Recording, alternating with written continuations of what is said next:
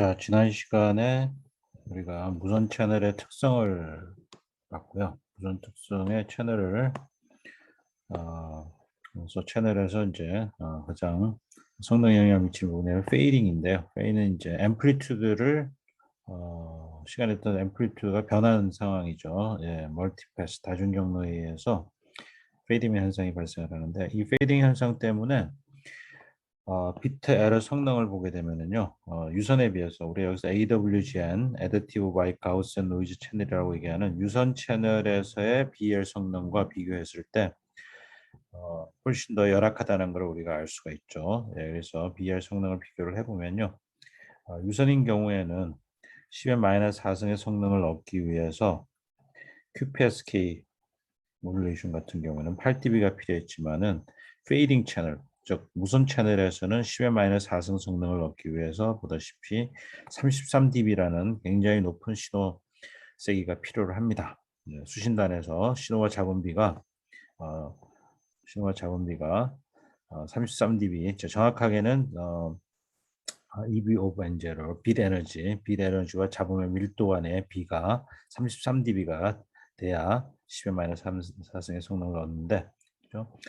유선과 비교했을 때 굉장히 많은 파워가 필요하다는 걸 우리가 알 수가 있죠. 이건 이제 무선 채널에서는 성능이 굉장히 열악하다 하는 것을 이제 나타내는 거고요. 그래서 이제 우리가 이렇게 열악한 성능을 극복하기 위한 성능 방법이 이제 다이버시티라는 기법을 이제 이용할 수 있다고 말씀을 드렸습니다. 다이버시티는 이제 일단 다양성을 얘기하는 다양성.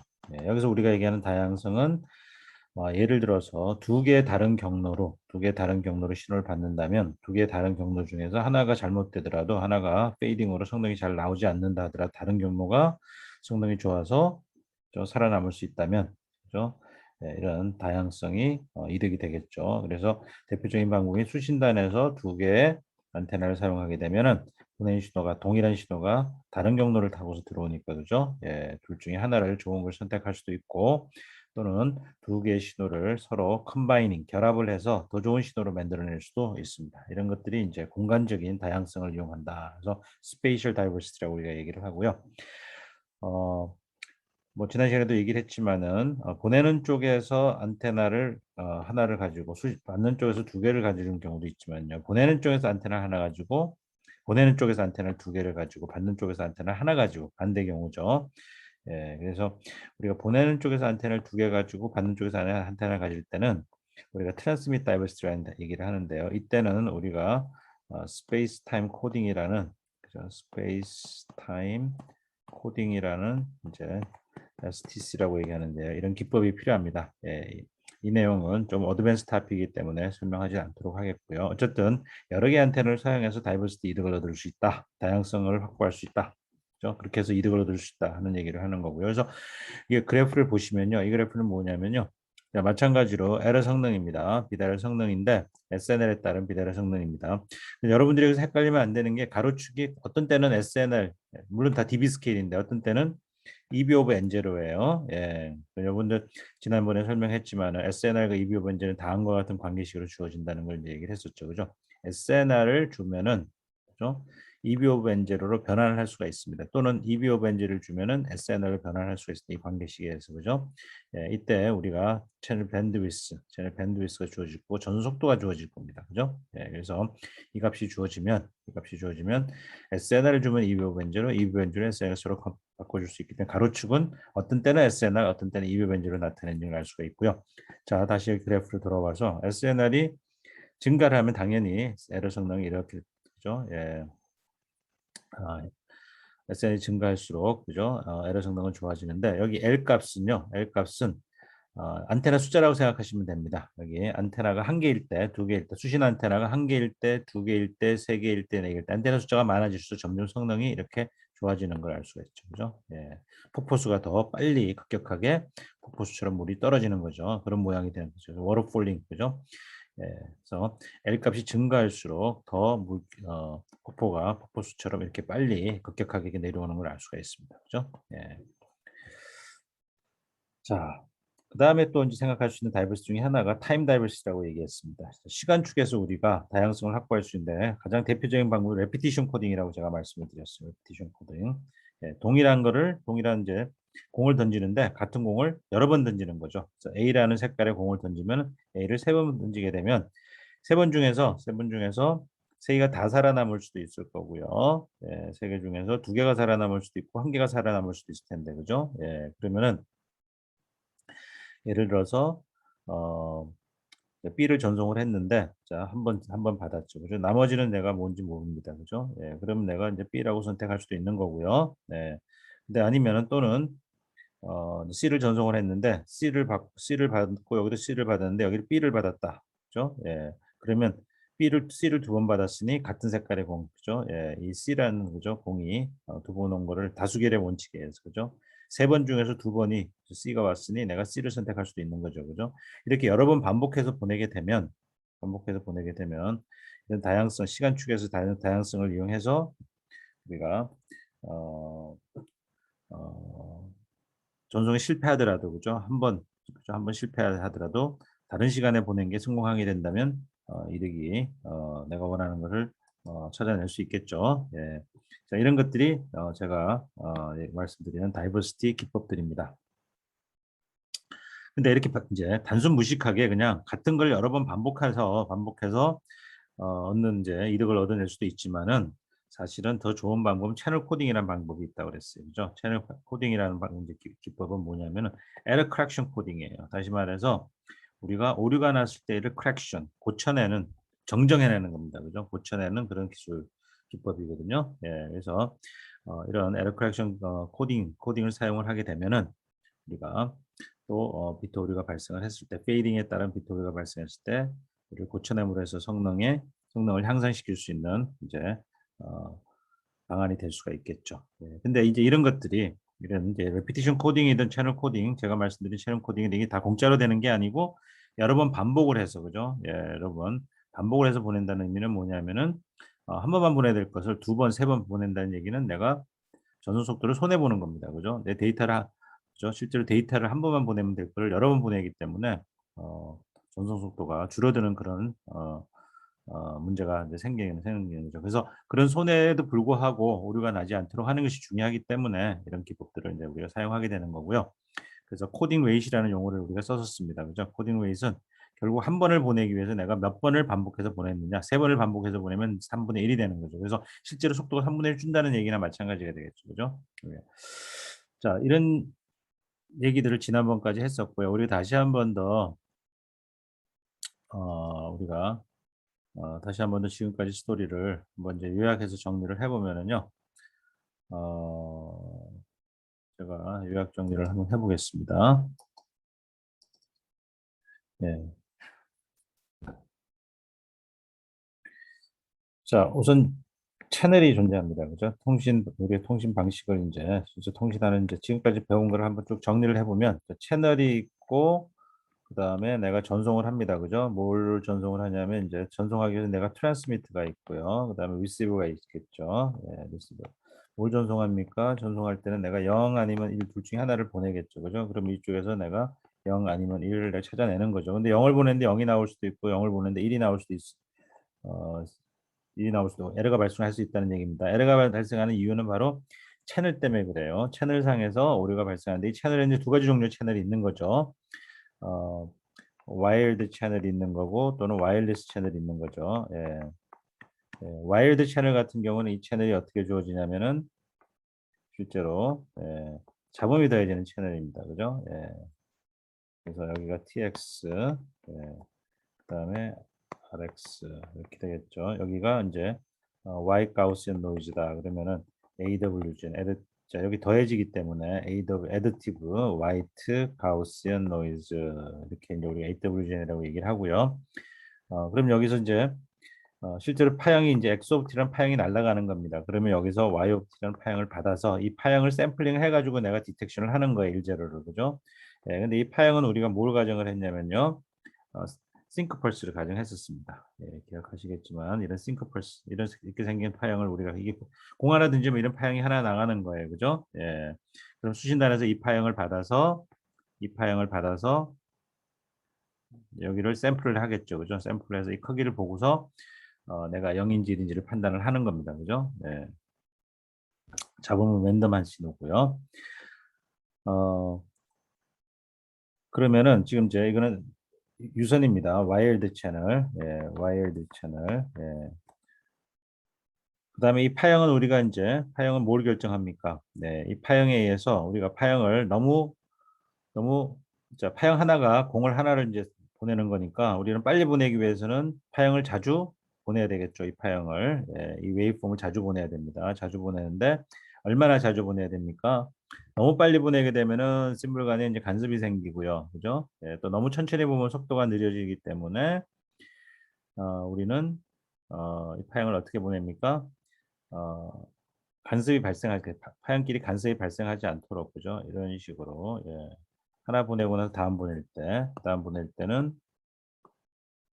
일정한 간격으로 보내야 되죠. 여기서 이렇게 이런 식으로 가겠죠.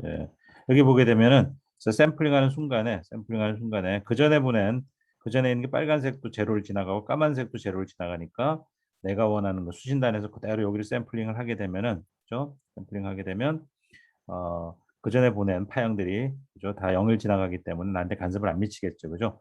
그렇게 이렇게 되기 위해서는 요 간격이죠. 요 파형과 파형의 간격이 얼마가 돼야 됩니까? 요거를 이제 우리 TS 그죠? 공 하나 던지는데 걸리는 주기, 공과 공 사이의 주기를 TS라고 한다면 얘는 W분의 1이 되겠죠. 그죠? W가 뭡니까?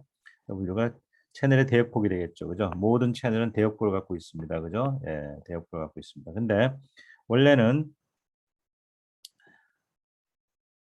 원래는 EW분의 1이죠. 그죠? 그때는 어떤 채널이냐면 이런 채널입니다. 그죠? 이런 채널. 그래서 여기서 W-W거든요. 그래서 이런 채널을 사용하실 때는 요 간격이 EW분의 1이 되고요. 그러면 전송 속도는 RS는 EW입니다. RS는 1초 동안에 1초 동안에 EW계의 공을 던질 수 있다 하는 얘기죠. 그죠? 그런데 우리가 쓰는 채널은 0Hz를 중심으로 채널이 있는 게 아니고요. 우리는 어떤 채널이냐입니까? 패스밴드.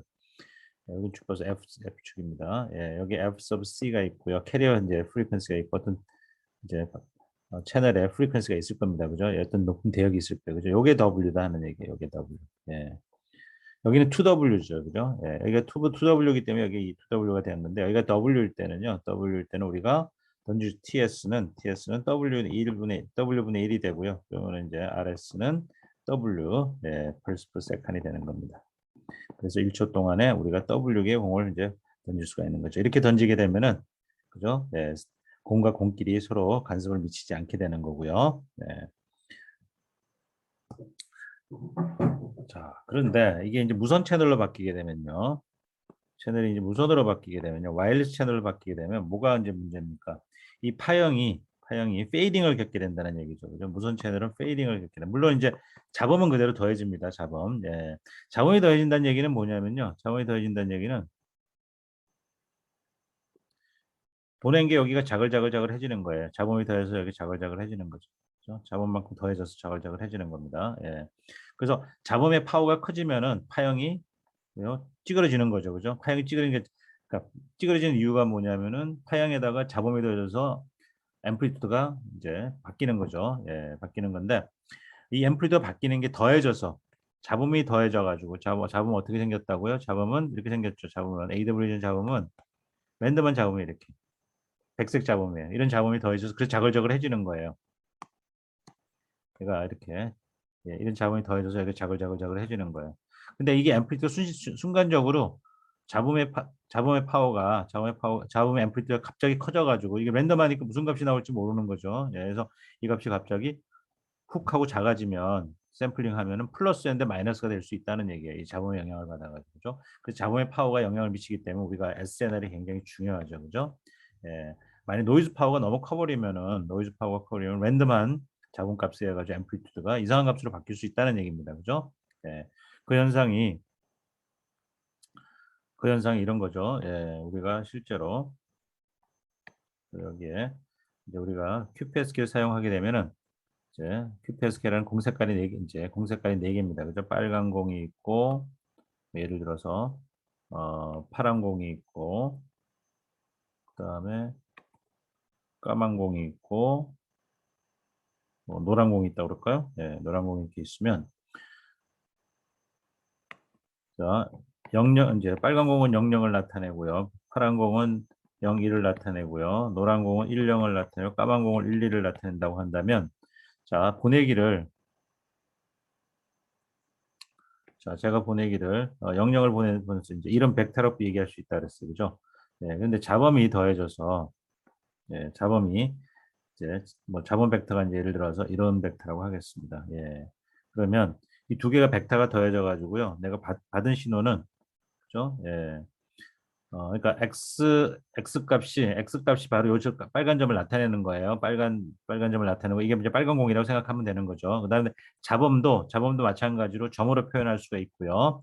그 점을 벡터라고 생각을 하면 두 개가 더해진 거 y라는 거는 그죠? 이 두 개 벡터가 더해져서 두 개 벡터가 더해져서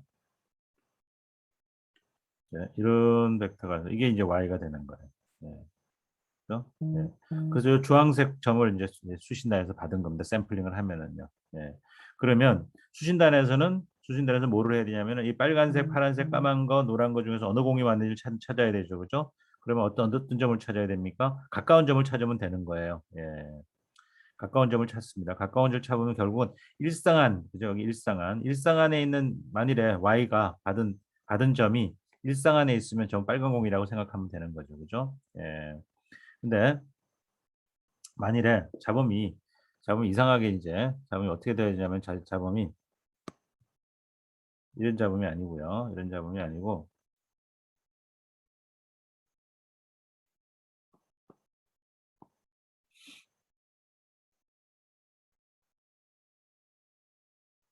빨간 점 여기 있었죠. 자범이 어떻게 생겼냐면 자범이 예를 들어서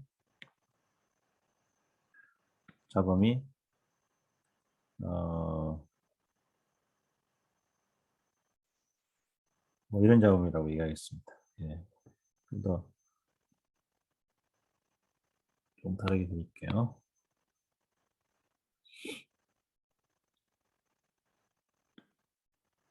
뭐 이런 자범이에요.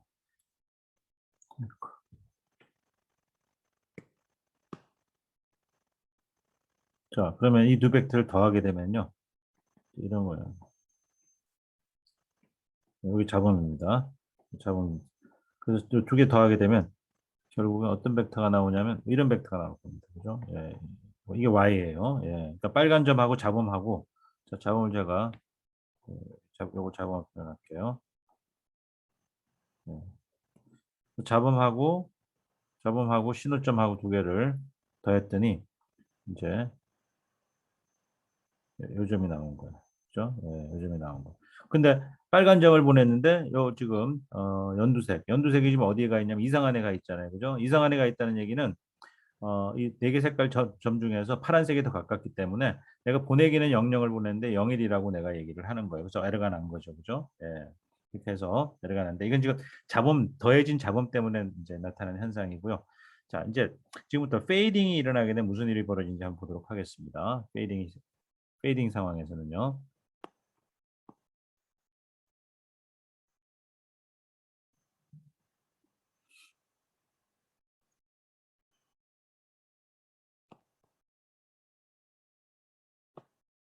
자, 페이딩 상황에서는 점이 파란 점이 여기 있었죠. 네 개 점이 있습니다. 네 개 색깔이 있고요.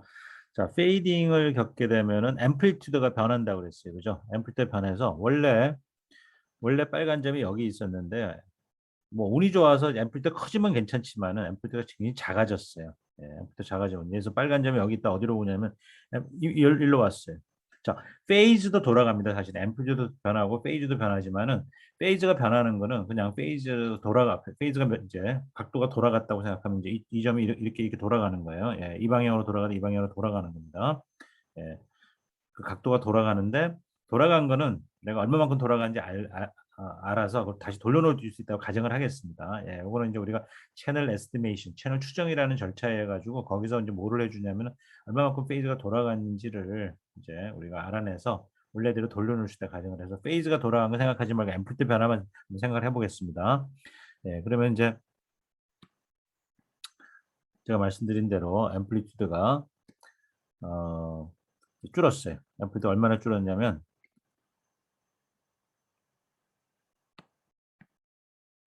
자, 앰플리튜드가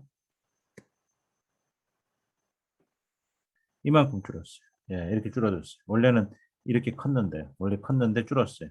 예.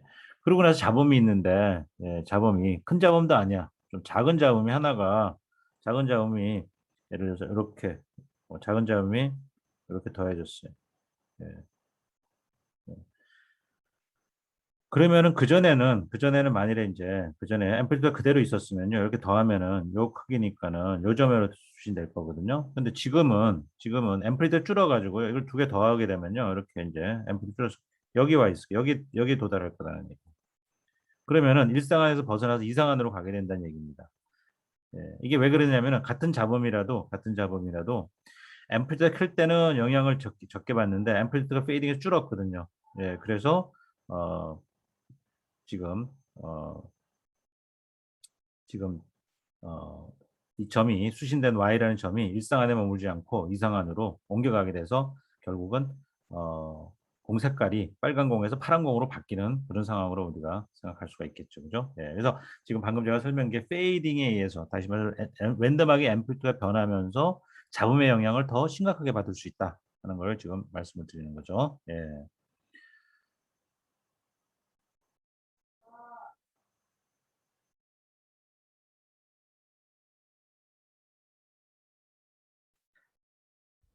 자, 그러면 우리가 앞에서 본 얘기를 계속 이어서 실제 통신 시스템을 구성하는 송신기와 수신기 트랜스미터 리시브의 구조를 조금 더 상세히 보면은요.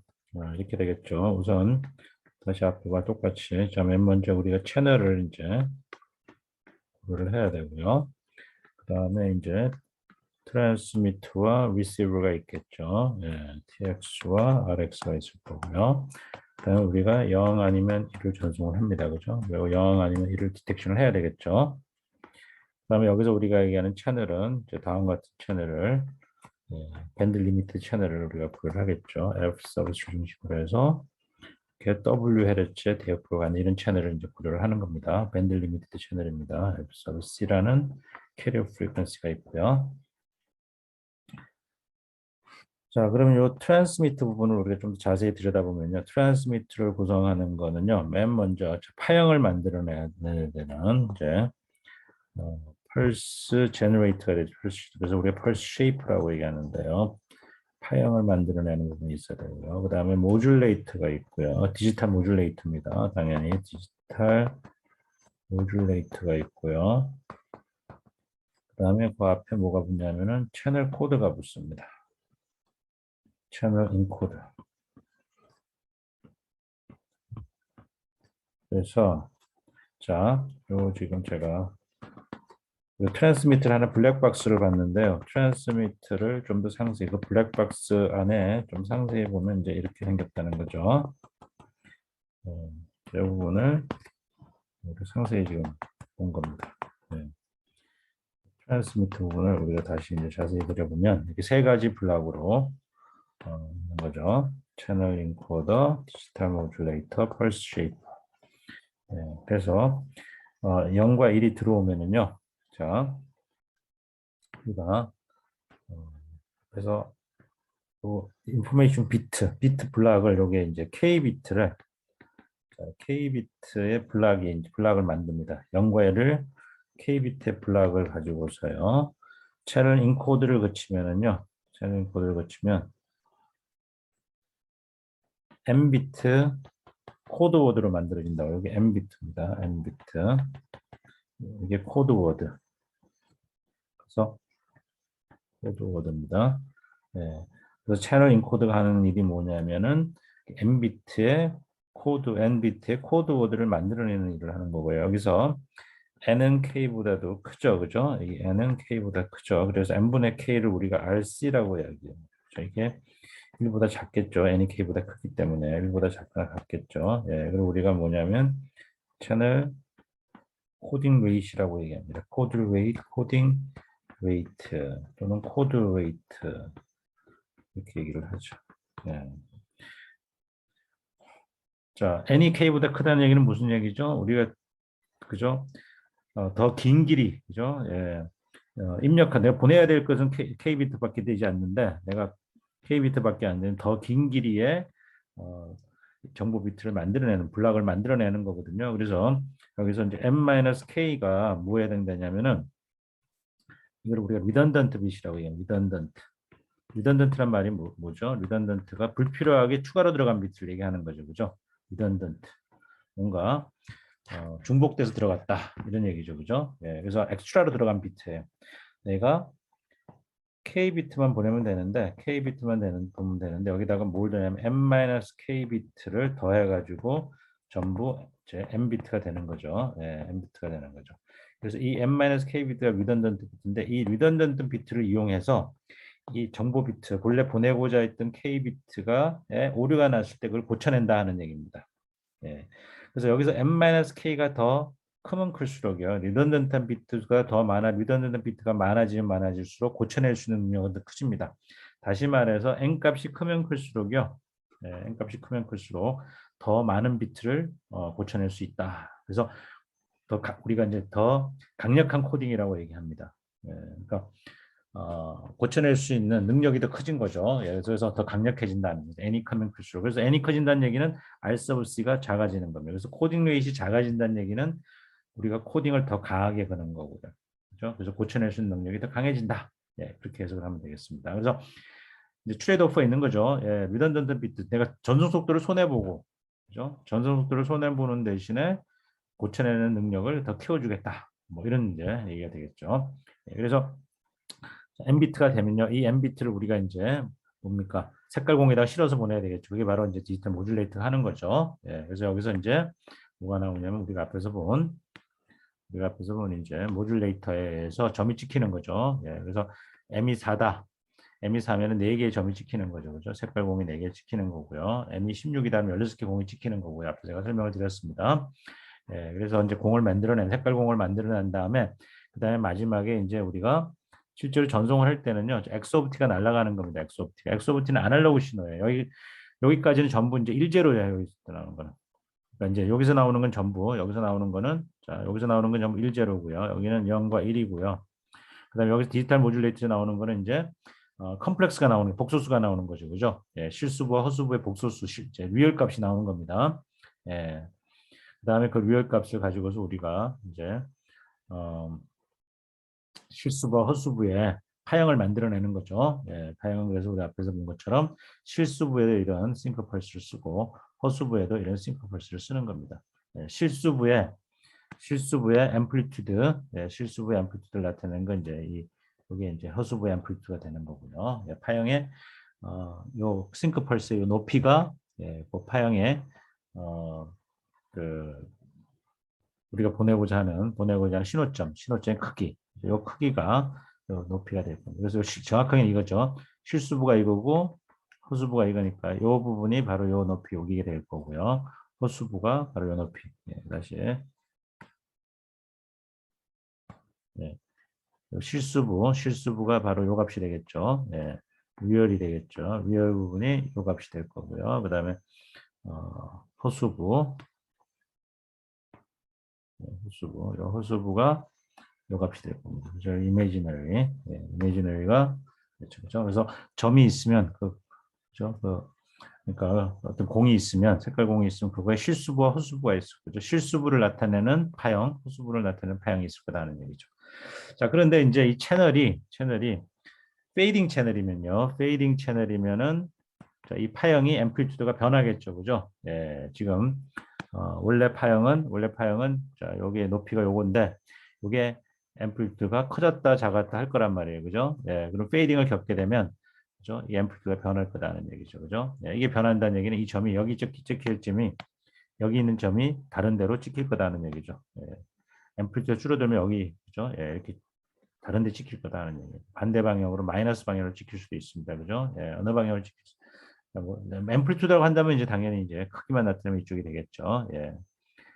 근데 이제 앰플리튜드 작아지면 앞에서 설명한 것처럼 잡음의 영향을 심각하게 받겠죠. 잡음의 영향이 더 커지겠죠. 그럼 수신단에서는 이렇게 이제 파형이 이제 찌그러진 파형이 옵니다. 왜냐하면 앰플리튜드가 이제 페이딩을 겪기 때문에 그러면 그걸 샘플링을 해가지고 샘플링해서 어느 점, 그래서 실수부, 허수부를 찾아내고요. 실수부, 허수부를 찾아내면은 1상안이냐, 2상안이냐, 3상안이냐, 4상안이냐 이제 점이 결정이 되겠죠. 그래서 그걸 보고서 무슨 색깔 공인지 찾아내고 그 다음에 그래서 그 찾아내는 부분이 뭐냐면 바로 디마줄레이트가 되겠죠. 예, 그래서 수신단에서는 일단은 자 수신단에서는 y-t가 들어옵니다. y-t가 들어오면 얘를 샘플링을 해야 되겠죠, 그죠? 예, 맨 먼저 해야 될 일이 샘플링입니다.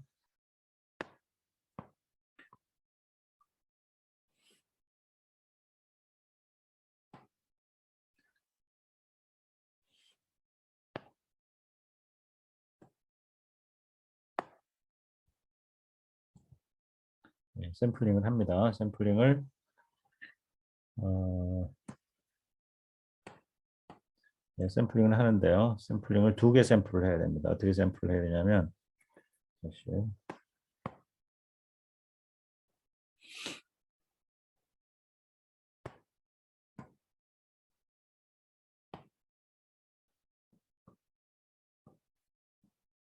스위치가 여기 샘플을 이렇게 하는 겁니다. 샘플을.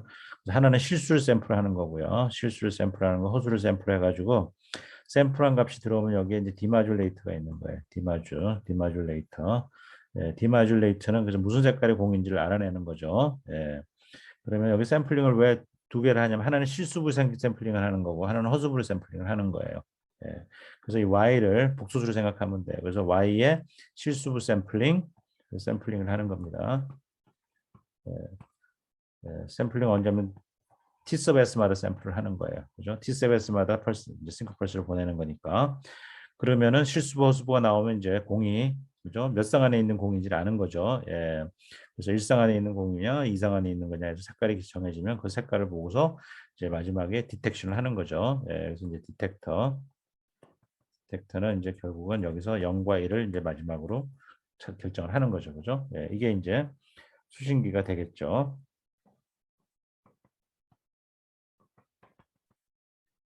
수신기를 이렇게 그려보면 그래서 수신기를 블랙박스인데 이 블랙박스를 좀 상세히 들여다보면 이와 같이 디마줄레이터와 디텍터가 있다. 그죠? 예. 오케이. 예. 자, 그런데 이제 우리가 공이 4개인 경우, 이제 공 색깔이 4개인 경우, 이제 QPS 스케일을 가지고 예를 들었는데요. QPS 스케일 가지고 예를 들었는데, QPS 스케일은 16캄이라고 한번 해볼까요? 16캄이면요, 공이 이제 16개가 될 텐데요. 공이 어떻게 있냐면, 이렇게 제가 이제 점을 표시할게요. 점을 좀 X로 제가 표현을 했습니다. 16개 점이 이렇게 일정 간격으로 이렇게 있을 겁니다. 이게 다 색깔이 다른 공입니다. 네. 그럼 이 공들을 우리가 이제 모든 공들은 다 이제 이 점이 이제 이 점은 다 실수부 허수부가 있는데 결국은 이제 어떤 색깔의 공 스트라이크 존이죠. 스트라이크 존을 정해야 되겠죠. 예. 제가 일상한 이제 QPS께서 1상한, 2상한, 3상한, 4상한 한 게 이제 다 스트라이크 존입니다. 그죠? 스트라이크 존에 들어와야지 어떤 공인지 각 공마다 스트라이크 존, 색깔마다 공 색깔마다 스트라이크 존이 있는 거죠. 예. 스트라이크 존은 이렇게 이제 정해질 겁니다. 그죠? 예. 그래서 예를 들어서 여기 들어오면 제가 여기 빗금친 들어오게 되면은 이제 요 색깔의 공이 들어온 거고요. 요 점이 들어온 거고요. 예, 다 공마다 전부 스트라이크 존이 있는 거죠. 여기도 스트라이크 존이 이렇게 있는 거예요. 여기는 이제 이쪽으로 계속 다 스트라이크 존이 이렇게. 요 빗금친 노란 거 빗금친 지점들은 전부 다 요 점이 전송됐다고 내가 디텍트 하면 되는 거죠. 그죠? 예. 그래서 디마줄레이트가 하는 일은 뭐냐면 어느 점, 그죠? 예. 그래서 실제로는 요 y를 샘플링을 하면요, y를 샘플링하면 이제 뭐가 나오냐면 이 점이 나오는 겁니다. 예. 그래서 점이 여기 실제로 여기 찍힐 수도 있고, 뭐 여기 찍힐 수도 있고, 예, 이제 이미 점을 찍히는 겁니다, 그죠? 그러면은 그 스트라이크 존에 의해서 정해지는 거죠. 예. 그래서 만일에 이제 여기 스트라이크 존이 있는 거죠. 예. 그래서 보내기를 이제 예서 요 빨간 점 여기를 보냈는데 본래 스트라이크 존은 여기 연두색으로 칠한 게 스트라이크 존인데 그죠? 스트라이크 존을 벗어나서 여기 찍히면은 이 자주색 이 자주색 색깔의 자주색에 해당하는 공이 전송됐다고 생각하는 거니까 이제 비트 에러가 나 색깔이 바뀐 거잖아요, 그죠? 예, 그래서 비트 오류가 나는 거죠. 예, 이런 식으로 스트라이크 존이 다 존재한다 하는 얘기고요. 예, 그래서 이건 M은 16인 경우에 제가 좀 예를 든 겁니다. 그죠? 예, 근데 N값이 크면 커질수록 어떻게 되죠? N값이 커지면 커질수록 스트라이크 존이 줄어들죠. 그죠? 크기가 줄어들죠. 더 점을 다다닥 찍어야 되니까. 그죠? 스트라이크 존이 줄어든다는 얘기는 페이딩의 영향을 더 많이 받고, 그래서 비트 에러가 더 많이 발생한다 하는 걸 알 수가 있죠. 예. 그랬을 때 우리가 이제 성능을 결정하는 걸 다시 한번 보면요. 자, M 값을 키우면 키울수록, M 값을 키우면 키울수록 속도는 빨라지지만은 더 많은 비트를 보낼 수 있지만 에러가 더 많이 발생을 하고요. 예.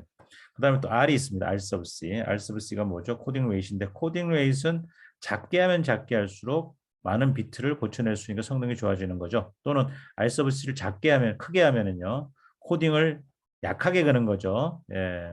코딩을 약하게 하니까 비트 에러를 고쳐낼 수 있는 능력이 줄어드는 거죠. 그래서 성능이 나빠지는 겁니다. 그죠? 예, 그래서 M을 키우느냐 줄이느냐, R sub C를 키우느냐 줄이느냐 또 하나가 더 있죠. SNR이 있죠.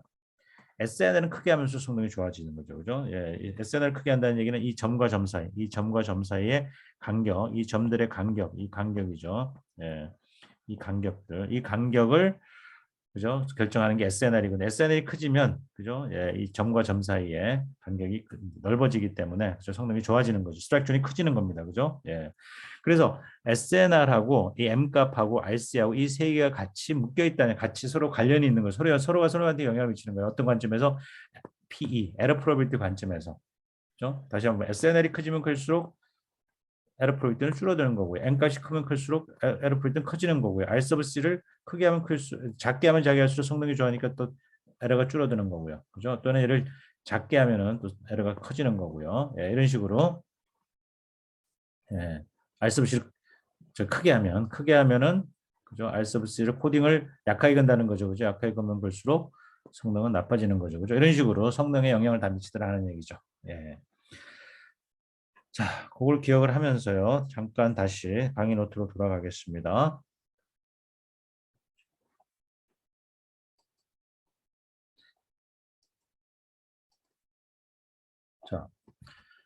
자, 앞에서 얘기한 채널 코딩에 대해서 좀 더 상세히 한번 더 보도록 하겠습니다. 자본이 존재할 때, 예, 페이딩도 마찬가지입니다. 자본과 페이딩이 존재할 때 이제 에러가 발생하는 걸 이제 고쳐내겠다는 거고요. 코딩을 통해서. 근데 코딩을 하는 구체적인 방식들이 있어요. 기법들, 코딩 기술들이 있어요. 예, 코딩 기법들이 있는데 여러 가지 다른 코딩 방식들이 있는 거거든요. 그 중에 대표적인 게 하나가 컨볼루셔널 코딩이라는 게 있습니다. 이름입니다. 예, 이런 컨볼루셔널 코딩, 코딩 방식의 이름입니다. 예. 자, 이 방식을 하나 예시를 가지고 제가 설명을 하겠습니다. 모듈레이션은 QPSK 모듈레이션을 쓴다고 하죠. 점이 4개입니다. 예, QPSK 모듈레이션에다가 컨볼루션 코딩을 적용했을 때 성능을 한번 보겠습니다. 예, 가로축은 EBO 벤즈를 제가 줬고요. 예, 세로축은 비데라 레이시입니다. 자, 여기 커브 중에서 여기 점선 부분 있죠. 이 점선 부분은 뭐냐면, 이 점선 부분은, EBO 벤제로가 EBO 벤제로가 커지면 당연히 워터폴링이죠. 예, 성능이 좋아집니다. 점점. 근데 언코디드예요. 예, 코딩을 걸지 않은, 컨버전 코딩, 코딩을 걸지 않은 거예요. 예, 코딩을 걸지 않은 건 RC가 1이라는 얘기입니다. 그죠? 예, RC가 1이라는 얘기입니다. 성능이 여기 있습니다. 그래서 10의 마이너스 5승의 성능을 얻으려고 하면요. 10의 마이너스 5승의 성능을 얻으려고 하면 9.6dB가 필요한 걸로 지금 나옵니다. 9.6dB에 해당하는 지점입니다. 그런데 여기 커브가 추가적으로 커브가 나오는데 이 커브들이 뭐냐면요. 코딩을 다르게 걸었을 때, 여기 코딩을 이제 이렇게 겁니다. 코딩을 걸어서 코딩을 그냥 채널 코딩을 하는 겁니다. 예, 그래서 R sub C 값을 이제 적용을 해야 되겠죠. 성능이 좋아진 거죠. 예, 빨간 거하고 비교해서 성능이 이만큼 좋아진 거예요. 예, 다시 말해서 한 6.5dB 정도만 있으면 되는 거예요. 그전엔 9.6dB가 있어야 CM-5선 성능을 얻는데 이제는 한 6.5dB 정도만 있으면 CM-5선 성능을 얻는데 성능이 좋아졌죠. 그죠? 코딩을 걸었기 때문에 그런 거예요. 근데 코딩을 점점 강하게 거는 겁니다. 강하게 걸면 성능이 점점 좋아지는 거예요. 더. 강하게 건다는 얘기는 R sub C 값을 줄이는 겁니다. 코딩 웨이스를 줄이는 거예요. 예. 그래서 계속 줄입니다. 코딩 웨이스 계속 줄여요. 예, 계속 줄이면 점점 커브가 이렇게 더 그죠 급격하게 그죠 예, 폭포수가 더 그죠 예, 더 급격하게 물이 떨어지겠죠 예, 자 그러면 우리가 궁금한 게 뭐냐면 계속 이 커브가 계속 내려옵니다. 이렇게 쭉쭉쭉 코딩을 걸면 걸수록 쭉쭉 내려옵니다. 내려오다 보면 어디까지 내려올 수 있냐? 이게 이렇게 내려오고 이렇게 내려오고 이렇게 내려오고 내려올 거 아니에요, 그죠? 예, 내려오는데 어디까지 내려올 수 있냐를 이론적으로 증명을 할 수가 있어요. 예. 자, 물론 가정은 여기 AWGN 채널입니다. 우리가 얘기하는 유선에서의 White Gaussian Noise, 예, 가우스현 잡음이 더해진다는 가정하에서 어디까지 내려올 수 있냐면 이렇게 내려올 수가 없고요. 딱 여기서 끝입니다. 1.76dB까지 내려올 수 있어요. 1.76dB보다 더 밑으로 내려오지는 못한다는 거예요. 예, 그래서 이게 이제 이론적인 한계값이거든요. 우리가 아무리 코딩을 헤비하게 걸어도 1. 이렇게 해서 마지막에 여기까지 1.76dB까지밖에 못 온다. 예. 어쨌든 1.76dB까지 이론적으로 올 수 있는 게 1.76dB인데 컨볼루셔널 코딩을 사용해 가지고 그죠? 이렇게 오면은요. 여기를 도달을 못 합니다. 1.76도 못 하고 뭐 근접해지는 갈 수 있겠지만 여기 갭이 생깁니다. 예. 그래서 이론적으로 우리가 가장 적은 SNR로 10의 마이너스 5성 또는 굉장히 작은 에러 프로비리티를 달성하기 위해서는 가장 작은 파워는 가장 적은 파워를 사용해서 10의 마이너스 5성 성능을 얻을 수 있는 것은 바로 이 지점인데 컨볼루션 코딩을 가지고는 여기 도달을 못합니다. 그래서 컨볼루션 코딩이 올 수 있는 한계가 있어요. 이 커브가 내려올 수 있는 한계가 있습니다. 어쨌든 이론적으로 1.76까지 내려올 수 있으면요. 자, 코딩을 안 썼을 때는 9.6dB가 필요하고 했잖아요. 그죠? 네, 근데 이론적으로 1.76dB까지 내려올 수 있으면 우리가 7.84dB만큼 신호의 파워를 세이빙할 수가 있어요. 절약을 할 수 있다는 거예요. 더 낮은 파워로 신호를 받아도 7.84dB만큼이나 더 낮은 파워로 받더라도 10의 마이너스 5승의 성능을 내가 달성할 수 있다. 예. 10의 마이너스 5승 성능은 굉장히 작은 에러가 거의 발생하지 않는 거죠. 그죠? 예. 거의 에러가 발생하지 않는 상황까지 내가 만들 수 있다는 얘기예요. 그런데 문제는 뭐냐면 컨볼루션 코딩 갖고는 이걸 이 7.76dB를 달성을 못합니다. 예. 그럼 우리가 뭐가 필요하냐면 더 강력한 코딩 기술이 필요한 거예요. 컨볼루션 코딩 말고 다른 기술을 통해서 1.76dB까지 달성할 수 있는 방법을 찾아야 되는 거예요. 자, 그래서 약간 역사적으로 돌아가 보면요. 자, 여기 있는 분이 셰넌 카패시티라고 우리가 얘기하는 이분이 누구냐면요. 우리가 인포메이션. 자, 우리가 정보. 그죠? 예, 우리가 이제 정보라고 얘기하는 인포메이션의 이론을 만드신 분입니다. 예. 자, 이분이 처음으로 정보의 정의, 인포메이션이 뭐냐? 이걸 수학적으로 정의를 하고요. 그다음에 그걸 기반으로 해서 이론을 만듭니다. 예, 그래서 인포메이션 티어리의 father라고 우리가 얘기합니다. 아버지라고 얘기하죠. 맨 처음 이 이론을 만들었고요. 우리가 사용하고 있는 모든 디지털 통신 기술은요, 사실은 이 셰넌이 만든 인포메이션 티어리에서도 출발하고 바로 지금 제가 설명하는 게 바로 그 부분이 되겠습니다. 그래서 셰넌이 1948년 논문입니다. 1948년 논문에 뭐를 증명하냐면요. 다음과 같은 공식을 증명합니다. 자, 이 공식을 여러분들이 이제 이해를 할 필요가 있는데요. 이렇게 보시면 됩니다. 제가 커브를 하나 그렸는데 가로축은요. 뭐냐면 전송 속도입니다. 그래서 비츠 퍼 세컨드고요. 1헤르츠로 보낼 수 있는. 그래서 제가 1헤르츠당 1초 동안에 몇 비트를 보낼 수 있느냐. 예, 그래서 이걸 우리가 이제 밴드위스 이피션시라고도 얘기를 합니다. 예, 1헤르츠를 가지고 1초 동안에 보낼 수 있는 비트 숫자를 밴드위스 이피션시, 대역 효율성이라고 얘기하는데 어쨌든 이제 그러면 이제 속도가 결정이 되는 거예요. 1초 동안에 몇 비트를 보내는 속도가 결정이 되는 겁니다. 예, 가로축이고요. 세로축은 에러 프로빌리티입니다. 비트 에러가 날 확률입니다. 예, 그러면 속도가 커지면 커질수록 그죠? 오른쪽으로 갈수록 더 빠른 속도로 전송하면 할수록 더 많은 비트를 전송하면 할수록 에러가 더 많이 난다는 거죠. 근데 우리가 상식적으로 생각해보면 그럴 것 같지 않아요, 그죠? 예, 실제로 우리가 공의 색깔을 많이 쓰는 거죠. 그렇죠? 우리 전속도를 높이는 방법은 공의 색깔을 많이 쓰는 거, 공의 색깔을 많이 쓰면 쓸수록 에러가 더 많이 발생을 하는 거예요. 그죠? 네. 그럼 우리가 이미 알고 있는 결과입니다. 그죠? 그래서 이 초록색, 그죠? 이런 초록색의 모양의 그죠? 성능이 나올 거라는 거 우리가 예측할 수가 있는 거죠. 그죠? 예. 이런 커브로 성능이 나올 거라는 거 우리가 예측할 수 있습니다. 근데 셰넌은 뭐를 증명을 했냐면요. 사실은 속도를 높여도 에러가 크지 않게 만들 수 있다. 거의 에러가 안 나게 만들 수 있다. 예. 그러니까 속도를 높이면 속도를 높인다는 얘기는 뭐였죠? 속도를 높인다는 얘기는 더 많은 그죠? 더 많은 공의 색깔을 사용하는 거고 더 촘촘하게 더 많은 그죠?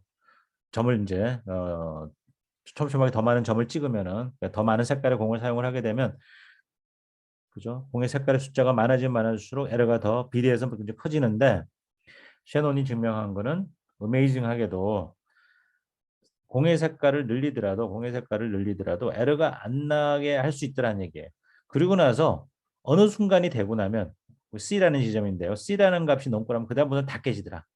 네, 커브가 이제 완전히 다른 커브가 되는 거죠. 점진적으로 깨지는 게 아니라 에러가 안 나게 하다가 훅 하고 에러가 난다는 얘기예요. 그래서 그러면 적어도 C라는 지점까지는 에러가 안 나니까 얼마나 속도를 높여도 C라는 지점까지는 속도를 쭉 높여도 에러가 안 나니까 좋은 거죠. 그죠? 예, 이게 가능하다고 이게. 그러면 이제 관심 있는 게 뭐냐? 이 도대체 이 C 값이 뭐냐? 이 계산을 해냈어요. 셰논이. 계산한 값이 바로 이 셰논의 공식입니다. 셰논의 공식인데 이걸 뭐라고 부르냐면 capacity formula라고 얘기합니다. 셰논의 capacity formula. 그래서 셰논의 capacity, 셰논의 채널 용량입니다.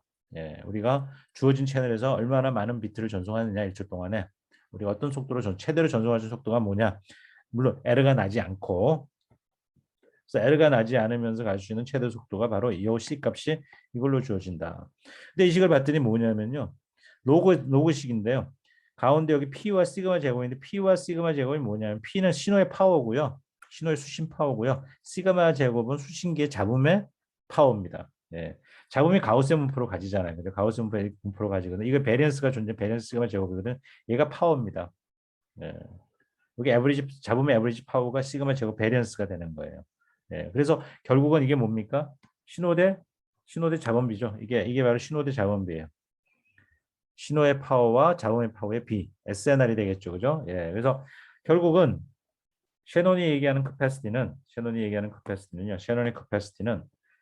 로그 2의 1 더하기 SNR이에요. 신호 대 잡음비. 예. 그래서 요 값까지, 요 C 값까지는 에러가 없이 갈 수 있다. 예. 그럼 이거 한번 계산을 해볼까요? 예, 이렇게 이 C 값이 얼마인지를 한번 계산을 우리가 해볼 필요가 있겠죠. 그죠? 예. 그러면 이건 SNL의 함수입니다. 그러면 어떻게 계산할 수가 있냐면요. 잠깐만 제가 페이지를 바꿔서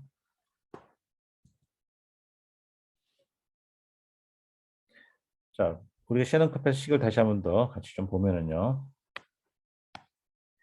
C는 로그 베이스 2입니다. 1 더하기 SNR. 예.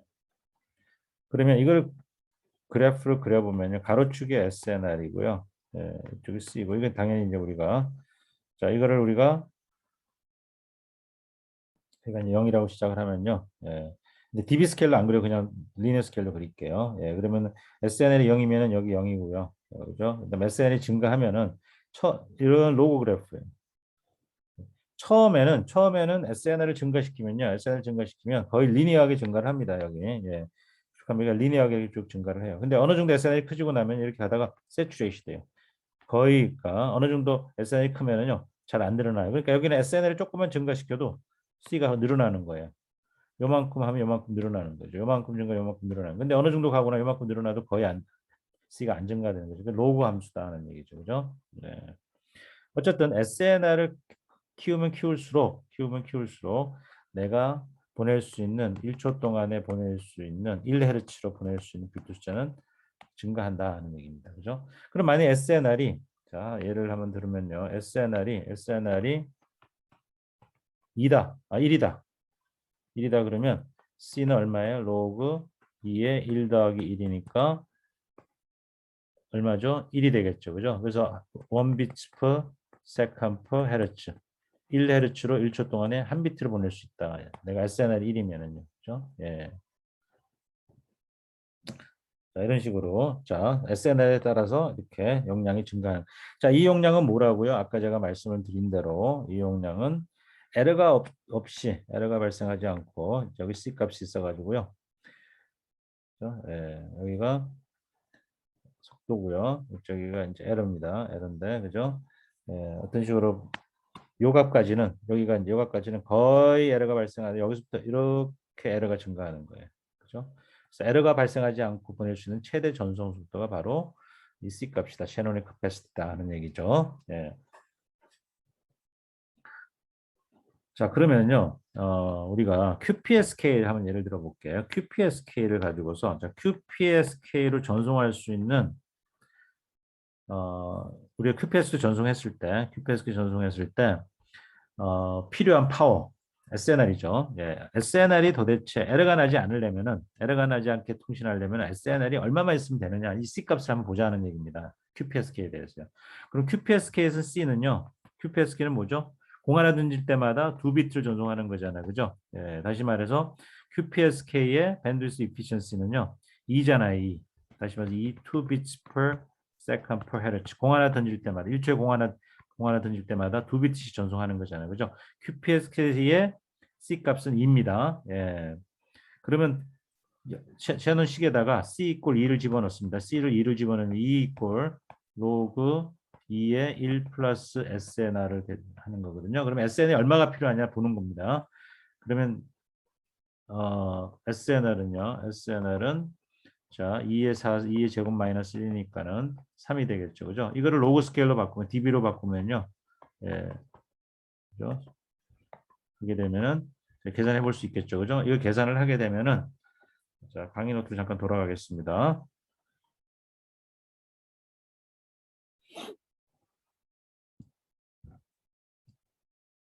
예. 1.76dB가 나옵니다. 죄송합니다. 1.76dB가 아니고요. 잠깐 다시요. EBO 벤즈 1.76dB니까 같이 한번 계산을 해보죠. 예, 다시 돌아가서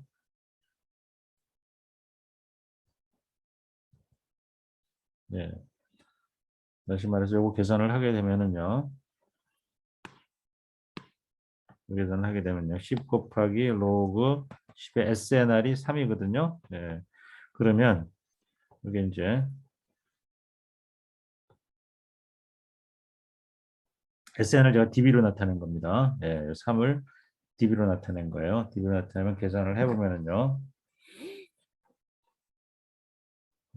계산기가 좀 필요하겠죠.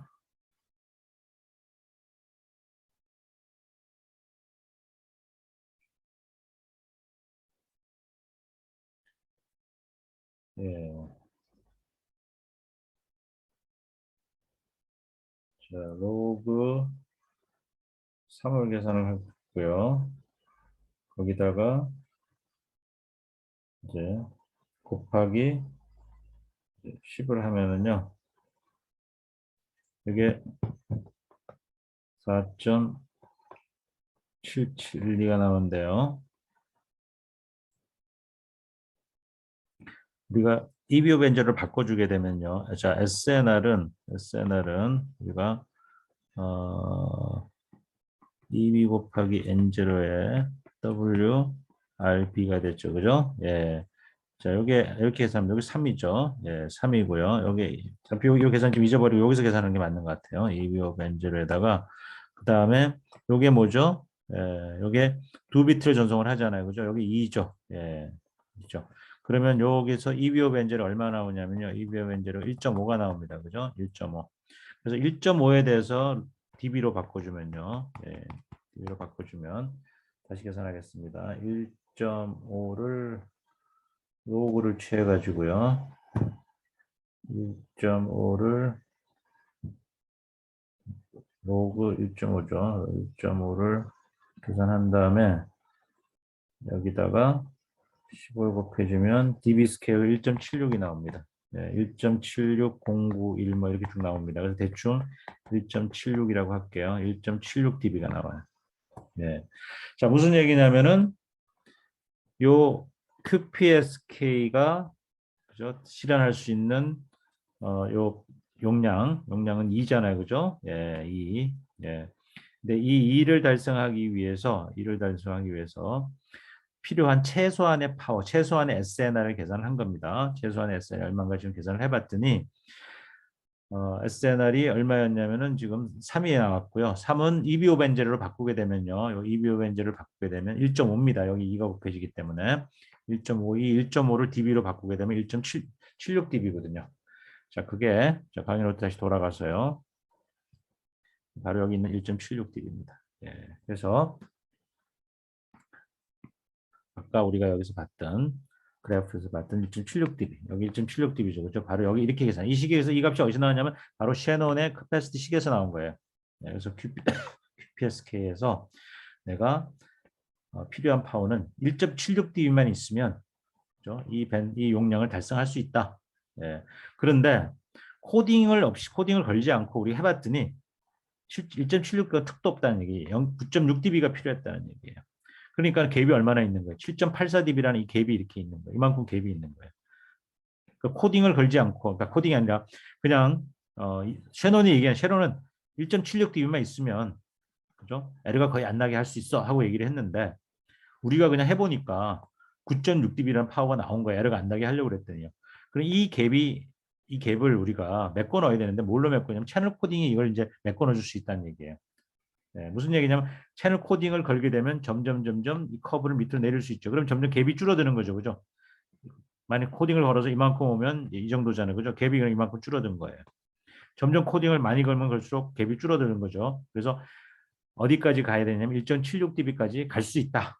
그런데 셰넌은 자, 이 이론을 얘기를 할 때요. 셰넌은 이론을 얘기할 때 채널 코딩을 하는 방법에 대해서 얘기를 안 해줬어요. 그냥 할 수 있다.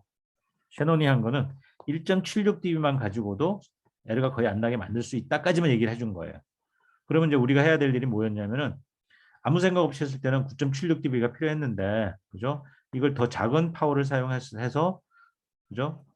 에러가 거의 안 나게 만들고 싶었던 거거든요. 그래서 필요했던 게 뭐냐면 채널 코딩 기술이 필요한 거예요. 예, 그래서 셰논이 한 역할은 뭐냐면, 자, 채널 코딩이라는 거를 쓰면은 할 수 있는데 나는 어떻게 하는지는 나도 모르겠고, 니들이 한번 알아봐라. 예, 그래서 진짜 좋은 채널 코딩 방식을 찾으면 1.76dB만 가지고도 에러가 거의 안 나게 만들 수 있다 하고 얘기한 게 이제 셰논이 이론입니다. 그래서 사람들이 연구하기 시작을 한 거죠. 1948년에 셰논이 이 논문 이후에는 계속 연구를 해서 이제 코딩 기술을 개발시킵니다. 캐럴 코딩 방식들을 연구해서 이제 찾아내기 시작합니다. 그래서 나온 그 대표적인 중에 하나가 컨볼루션 코딩이고요. 이게 우리가 2G와 3G, 2세대와 3세대 이동통신에서 우리가 이 기술을 이 코딩 기술을 적용을 합니다. 적용을 했더니 이렇게 성능이 나오는 거예요. 이렇게 코딩을 이제 강하게 걸었더니 이렇게 나오는 거예요. 그렇지만 여전히 이렇게 갭이 생기는 거예요. 여전히 갭이 있는 거예요. 그래서 계속 연구를 합니다. 그래서 새로운 방식을 찾습니다. 어떤 방식이 더 근접해 갈 수 있는 셰논의 이론값에 근접할 수 있는 그런 방식을 찾기 위해서 연구를 합니다. 네, 그래서 나온 방식 중에 하나가 터보 코드라는 게 있어요. 터보 코드. 네. 네, 터보 코딩입니다. 터보 코드. 터보 코드도 코딩, 에러 커렉션 코딩, 채널 코딩 기술 중에 하나고요. 또 LDPC라는 채널 코딩 기술도 있습니다. 네, 그래서 터보 코드는 우리가 LTE에서 사용하기 시작합니다. 그리고 LDPC도 우리가 이제 사용하기 시작합니다. 이 터보 코드와 LDPC가 어떤 방식이냐? 바로 이 셰논이 얘기했던 이 한계, 용량의 한계값에 도달하는 거의 근접한 그런 기술 방식이에요. 그래서 그건 50년이 걸렸어요. 그건 50년의 세월을 거쳐가지고요. 셰논이 우리한테 숙제를 준 거예요. 예, 숙제를 준 거예요. 예, 그 숙제를 풀어낸 거예요. 푸는데 한 50년 걸렸어요. 한 50년 지나가지고 사람들이 이제 찾아낸 거죠. 터보 코드와 LDPC라는 코딩 방식을 찾아냈더니 그걸 사용했더니 거의 셰논이 얘기했던 이 한계값에 근접해 가더라. 그래서 1.76dB 정도만큼 낮은 파워를 사용해도 거의 에러가 안 나게 만들 수 있더라는 얘기죠. 물론 제가 말씀드린 대로 셰논 코딩 기술은 공짜가 아닙니다. 왜? 더 많은 비트를 사용해야 됩니다. 그죠? 예.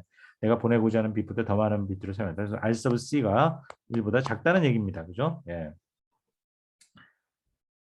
예, 이렇게 해서 이제 제가 지난 그 뭐라 그래야 되나요? 이제 디지털 통신의 역사까지 포함해서 제가 설명을 했고요. 그래서 우리가 지금 4세대, 그다음에 5세대 이동통신까지 이제 오면서 이런 코딩 기술이 계속 발전을 해서 거의 이제 이론적인 한계값에 이론적인 원하는 목표값에 거의 도달했다는 말씀을 드렸고요. 그래서 터보 코드는 이제 3G, 그다음에 4G, LTE 사용을 했고요. 그다음 LDPC는 5G에서 사용하고 있고요. 5G에서 사용하고 있고 또 와이파이에서도 LDPC를 사용합니다. 최근에 나온 표준 와이파이 기술에서는요, 이 LDPC를 사용하고 있습니다. 네. 오케이. 자,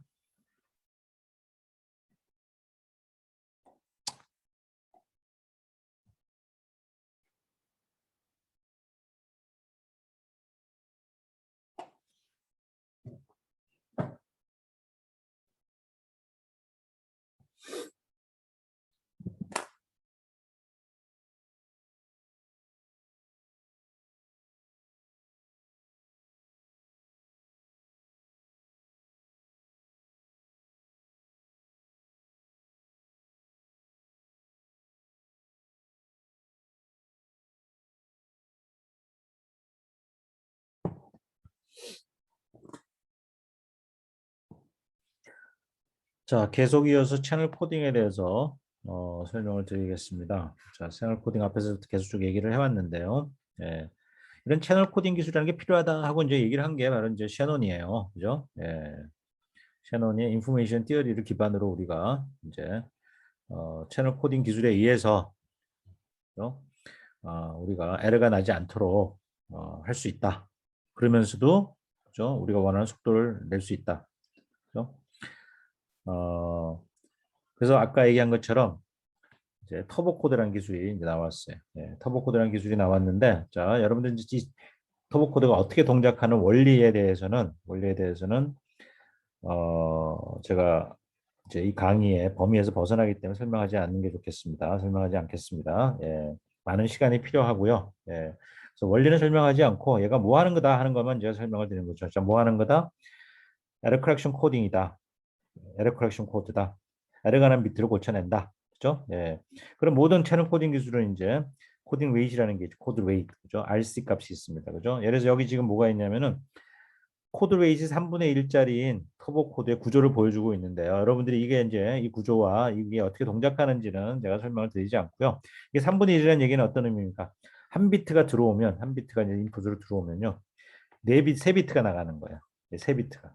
하나, 둘, 셋, 세 비트가 나오죠. 그죠? 예. 그래서 코딩 레이시 3분의 1인 걸 알 수가 있죠. 그죠? 그래서 이게 우리가 코드 레이시 3분의 1인 머더 코드. 여기 이제 머더라는 건 뭐냐면 가장 기본이 되는 출발점이 되는 이제 구조입니다. 예. 그래서 이제 코딩 레이시 3분의 1짜리인 이런 구조를 갖는 하나가 들어가서 세 개가 나온 하나, 둘, 세 개가 나오죠. 세 개가 세 비트가 나오는 이런 터보 코드의 가장 기본적인 이제 그 코드가 있는데요. 코드가 있는데 요 기본적인 코드를 가지고서 뭐를 하냐면요. 3분의 1이라는 코딩 웨이트이 충분할 수도 있지만 얘가 부족할 수도 있어요. 더 에러가 많이 나는 경우에는 더 많이 고쳐내야 되기 때문에 그죠? 코딩 웨이트를 더 낮춰야 될 수도 있고요. 또는 상황에 따라서는 내가 에러가 많이 안 나는 경우에는 더 코딩 웨이트를 높일 수도 있습니다. 그죠? 어쨌든 내가 상황에 따라서 능력을 고쳐낼 수 있는 능력을 이제 내가 바꿔주겠다는 얘기입니다. 바꿔준다는 얘기는 코딩 웨이트를 내가 마음대로 바꾸겠다는 얘기예요. 그래서 코드 웨이트를 매칭이라는 표현을 쓰는데 코드 웨이트를 매치시킨다는 얘기는 뭐냐면 내가 원하는 코드 웨이트를 생성을 하겠다는 얘기입니다. 내가 원하는 코드 웨이트를 생성하겠다. 다양한 코드 웨이트 값이 한 개가 아니라 여러 가지 다양한 값을 가질 수 있다. 작은 값부터 큰 값까지. 작은 값 코드 웨이트가 작으면 작을수록 고쳐내는 능력은 크고요. 예. 그죠? 뭐 자세한 구조에 대해서는 제가 설명드리지 않겠습니다. 네. 자, 어쨌든 우리가 이제 RC 값이 있고요. 예, RC 값이 있고.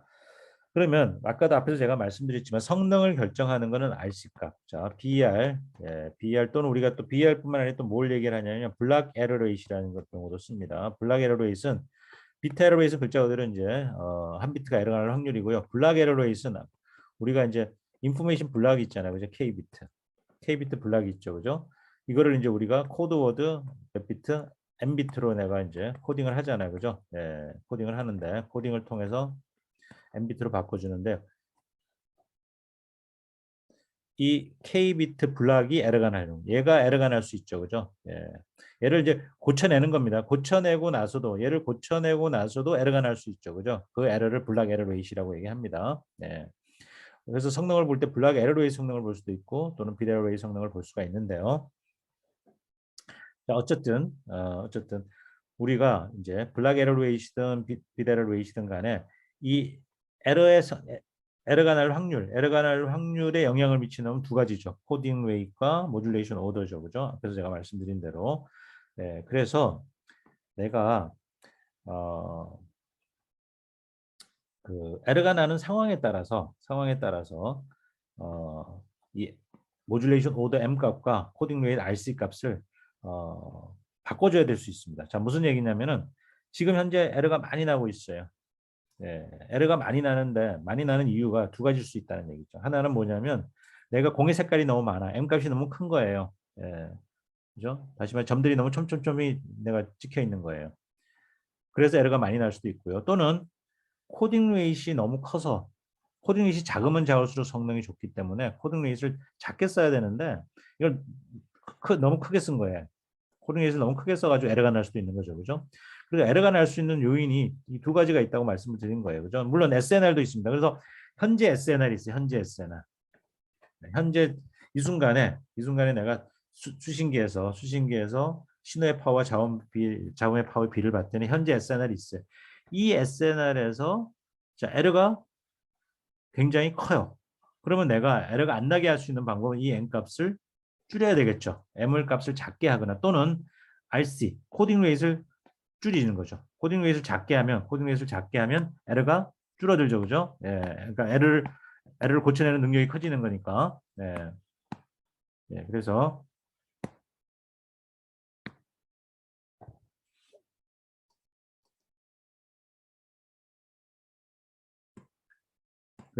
주어진 SNR에서 현재 에러가 많이 나느냐 적게 나느냐에 따라서 M 값과 RC 값을 내가 제어를 해야 된다. 조절을 해야 돼, 조절을. 네, 그래서 내가 원하는 성능을 얻기 위해서 필요한 M 값과 RC 값이 있을 거고, 그거를 우리가 이제 이 조합, 그죠? 이 M 값과 그 RC 값을 합쳐서 우리가 이제 두 개를 우리가 MCS라고 얘기합니다. MCS는 이제 집합의 집합. 그러니까 내가 쓸 수 있는 M 값과 쓸 수 있는 RC 값, 코딩 웨이 값의 조합을 가지고 우리가 집합을 만듭니다. 그걸 이제 MCS 셋이 MCS라고 얘기하고요. 네, 그러니까 이제 두 개의 조합의 집합입니다. 그래서 LTE에 보면 지금 LTE 가 쓰는데 LTE에 보면 이런 표가 나옵니다. 여기 지금 이런 표가 나오거든요. 이 표가 보면 표가 이제 두 개가 있는데 이런 표와 여기 왼쪽에 있는 표와 오른쪽에 있는 표가 있는데요. 자, 오른쪽에 있는 표는 잊어버리고요. 왼쪽에 있는 표에만 집중을 해서 보겠습니다. 예. 자, 이 표가 뭔지를 제가 설명을 드릴게요.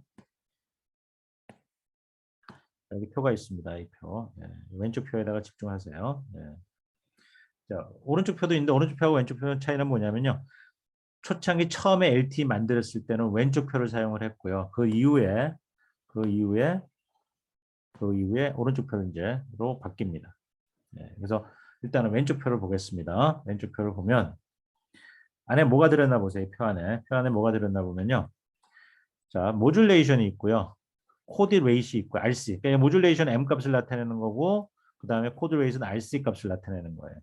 그리고 여기 그다음 값은 뭐냐면요. 예. 비츠 per 여기 이제 이거는 뭐냐면 비츠 per 여기 R이라고 되어 있는데 이거는 여러분 모르셔도 되고요. 비츠 per 심볼이라고 생각하면 돼요. 다시 말해서 무슨 얘기냐면 공 하나 던질 때 몇 비트를 보내는 나타내는 게 이겁니다. 예. 그 세개 값이 주어져 있어요. 그래서 우리가 알고 있는 QPSK가 여기 이렇게 나오고요. 그래서 M이 4란 얘기입니다. 그다음에 M이 16인 경우가 나오고요. 그다음에 M이 64인 경우, 64, 이렇게 세 가지 경우가 나옵니다. 그래서 이걸 보고서 우리가 뭘 할 수 있냐면 LT는 세 가지 변조 방식을 디지털 모듈레이션을 사용하는 걸 알 수 있죠. 그죠? QPSK, 16컴, 64컴 이 세 가지 방식을 쓰는 걸 알 수가 있어요. 네. 나중에 가면 오른쪽 표를 보게 되면요. QPSK 16컴, 64컴도 있죠. 256컴도 나와요. 그래서 나중에 LTE는 256컴이니까 그죠? 8비트 한 번 보낼 때마다 8비트까지 보낼 수 있는 그죠? 예. 그 공의 색깔이 훨씬 더 많아진다는 얘기입니다. 예. 참고로 보시고요. 다시 돌아와 가지고요. 왼쪽 표로 돌아와서 자, n 값이 있고요. 그다음에 두 번째 여기는 RC 값이라고 그랬죠. 코딩 웨이트. 코딩 웨이트는 0하고 1사이의 값입니다. 그래서 여기는 굉장히 작은 값이 0.076가 있고요. 그다음에 0.1172가 있고 점점점 숫자가 커집니다. 어디까지 가면 0.9258까지 갑니다. 밑으로 내려갈수록 RC 값이 커지고 있죠. RC 값이 커지고 있다는 얘기는 무슨 얘기죠? RC 값이 커진다는 얘기는 코딩 웨이트가 커진다는 얘기는 고쳐낼 수 있는 능력이 적다는 얘기죠. 그죠? 예, 약하게 코딩을 건다는 얘기입니다. 반대로 밑으로 내려갈수록 이제 일로 갈수록 반대로 간다는 얘기는 코드 웨이시 작아지는 거죠. 코드 웨이시 작아진다는 얘기는 강하게 일로 갈수록 강하게 코딩을 건다는 얘기입니다. 그래서 더 많은 비트를 고쳐내는 겁니다. 그러면 자 코딩을 많이 걸면 걸수록 보낼 수 있는 비트 숫자는 줄어듭니다. 예, 줄어들고 있습니다. 그죠? 예. 여기 오른쪽에 숫자이죠. 이 숫자가 그걸 나타내는 겁니다. 여기가 뭐냐면은 공 하나 던질 때마다 보낼 수 있는 비트 숫자인데 원래 QPSK는 원래는 뭐예요? M이 4니까 얘는 2비트를 보내는 거예요. 한 번 보낼 때 2비트를 보내는데 실제로 여기 보시면은요. 2비트를 보내야 되는 QPSK는 뭐예요? 2비트를 보내야 되는데 0.1624밖에 못 보내요. 2비트를 못 보내요. 근데 여기 보시면 QPSK에 얘는 1.1768을 보내요. 그러니까 이것도 2비트보다 작죠. 예. 여기는 0.877비트를 보내요. 그러니까는 2비트를 보낼 수 있다는데 코딩을 안 걸면 2비트를 보내는데 코딩을 걸면 까먹잖아요. 그죠? 까먹기 때문에 요 코딩 웨이트를 쓰게 되면 0.687이라는 코딩 웨이트를 쓰게 되면은 한 번 보낼 때마다 보내는 비트는 1.1768밖에 안 된다는 얘기예요. 그죠? 코딩 때문에 까먹기 때문에. 예. 그래서 코딩 웨이트에 따라서 보낼 수 있는 비트 숫자가 정해지는 겁니다. 그죠? 자, 그러면 다시 그럼 이제 이렇게 조합이 생겼어요. 조합이. 무슨 조합입니까?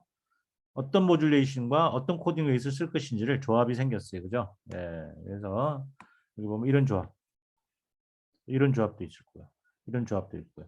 그래서 이 조합마다 전부 번호를 붙여놨어요. 1번 그러면 QPSK 변조 방식의 모듈레이션에 코딩 레이스 0.076을 써라. 그 다음에 2번인 경우는 QPSK 0.11272를 써라. 이런 식으로 조합들을 다 정해줬어요. 네. 그리고 번호를 매겼는데 이 번호는요. CQI 번호라고 얘기합니다. CQI. 1번부터 15번까지 전부 15개의 다른 CQI가 있어요. 자, 이 CQI는 뭐냐면요. CQI는 모약점 채널 퀄리티 인디케이터예요. 예. 자, 뒤에서 제가 좀 더 상세히 설명을 할 겁니다. 예. 이 CQI는 어떤 용도로 쓸 건가 설명하는데, 자, CQI별로 M 값과 RC 값, 코딩 웨이 값이 정해져 있다. 그렇게 기억을 하시고요. 자, 그러면 우리가 마지막으로 이제 뭐를 할 수가 있냐면요. 이 CQI에 따라서 다시 말해 이 조합에 따라서 M 값과 RC의 조합에 따라서 이런 조합에 따라서 성능이 다르겠죠. 주어진 SNL. 자, 지금 현재 SNL이 있어요. 예, 현재 SNL이 있는데 이제 여기 그래프 여기 이제 여기 블락 에러 레이시에요. 블락 에러 레이 성능을 보는데 가로축은 SNL. 그럼 특정 SNL 내가 10dB다. 그죠? SNL이 10dB일 때 이제 성능이 있을 텐데요. 성능은 뭐에서 결정이 됩니까? 어떤 모듈레이션과 어떤 코딩 웨이트를 썼느냐에 따라 그 성능이 달라지겠죠. 그래서 여기 보면 15개의 다른 커브가 있어요. 그죠? 각각의 조합에 따른 성능들을 다 보여주고 있습니다. 커브가. 그래서 지금 예를 들어서 누가 성능이 제일 좋습니까? 이 중에서. 가장 성능이 좋은 건 뭐죠? M 값이 제일 작고 코딩 웨이트이 가장 작은, 그죠? 코드 웨이트이 제일 작은 애가 가장 많이 고쳐내겠죠. 그래서 CQI 1번에 해당하는, 그죠? 요 조합이 가장 성능이 좋고 요겁니다. 바로 요 성능입니다. 반대로 M이 64고요. 코딩이 0.9 어쩌고저쩌고 있는 이 부분. 맨 이쪽이 가장 코딩을 약하게 걸고 가장 많은 공의 색깔을 사용하고 있기 때문에 가장 성능이 나쁩니다. 이쪽입니다. 이런 식으로. 네, 그래서 각 조합에 따라서 이렇게 그래프들이 쭉 나온다는 얘기죠. 네. 그러면 우리가 여기서 이제 뭐를 할 수가 있냐면요. 자, 우리가 이제 지금 조합을 만들어 놨어요. 15개 다른 조합을 만들어 놨거든요. 15개 다른 조합을 만들어 놨는데 이 15개 조합. 그죠? 이 조합은 이 집합입니다. 예, 이게 MCS예요. 이 15개의 조합으로 구성되어 있는 집합. 이걸 우리 MCS라고 얘기하고요. 예, MCS라고 얘기하고 어떠한 이 MCS 중에서 어떤 거를 사용하느냐. CQI 몇 번. 그죠? CQI 번호가 있죠. CQI 몇 번이냐에 따라서 성능이 다 다릅니다. 그죠? 예. 그럼 제가 다음 페이지에서 다시 설명을 드리는데 뭘 설명을 드릴 거냐면요. 왜 우리가 MCS를 정했느냐 하는 얘기입니다. 왜 이렇게 집합을 정해뒀느냐 하는 얘기죠. 자, 미리 좀 말씀을 드리면요. 결국은 현재 이 순간에 SNL이 있는데 SNL이 굉장히 좋으면 SNL이 굉장히 채널 상태 좋은 겁니다. SNL이 굉장히 좋을 때는 내가 고속으로 전송해도 되는 거예요. 왜? SNL이 좋기 때문에 점과 점 사이의 간격을 충분히 띄워놓을 수 있기 때문에 공의 색깔을 많이 써도 되고요. 코딩도 약하게 걸어도 돼요. 다시 말해서 이쪽을 써도 된다는 얘기예요. MCS, CQ의 번호가 큰 쪽. 이쪽을 써도 그죠? SN이 크기 때문에 에러가 잘 안 난다는 얘기예요. 그죠? 예. 근데 만일에 거꾸로 지금 채널 상태 굉장히 SN이 굉장히 낮아요. SN 낮으면은 M 값을 줄여야 되고요. 그다음에 코딩도 헤비하게 걸어야 되고 그래서 R sub C도 작게 해야 되고 이 방향으로 가야 돼. 이쪽을 써야 된다는 겁니다. 그래서 채널 상태가 좋을 때는 이쪽을 쓰고요. 이쪽을 쓰고 채널 상태가 좋을 때는 MCS가 큰 쪽을 쓰고요. MCS가 큰 쪽은 이쪽입니다. 이쪽으로 쓰고요. 채널 상태 나쁠 때는 이쪽에 있는 걸 써라 하는 얘기입니다. 그래서 이 15개 중에서 하나를 선택을 해야 되는 거예요. 현재 뭐에 맞춰서 현재 내가 가지고 있는 SNR. 그렇죠? 내가 원하는 목표 값이 있겠죠. 내가 원하는 목표 에러 레이시 있고요. 그 목표 에러 레이스를 달성하기 위해서 필요한 SNR이 있는데, 그죠? 예. 현재 SNR이 좋으냐 나쁘냐에 따라 가지고 결정을 하는 거예요. 몇 번째 MCS를 쓸 거냐를, 그죠? 이 MCS 15개 중에서 어느 걸 쓸 거냐를 결정을 해야 된다는 얘기입니다. 그죠? 예. 그래서 그런데 이제 단말기가, 그죠? 이제 사용자가 이제 단말기를 갖고 다니는 겁니다. 단말기 갖고서 이제 이동을 하는 거죠. 이동을 하다 보면은 어떤 때는 체내 상태가 좋은 상황이 있을 수도 있고요. 어떤 때는 체내 상황이 나쁜 상황이 있을 수 있어. 그러니까 수시각각을 변하는 거예요.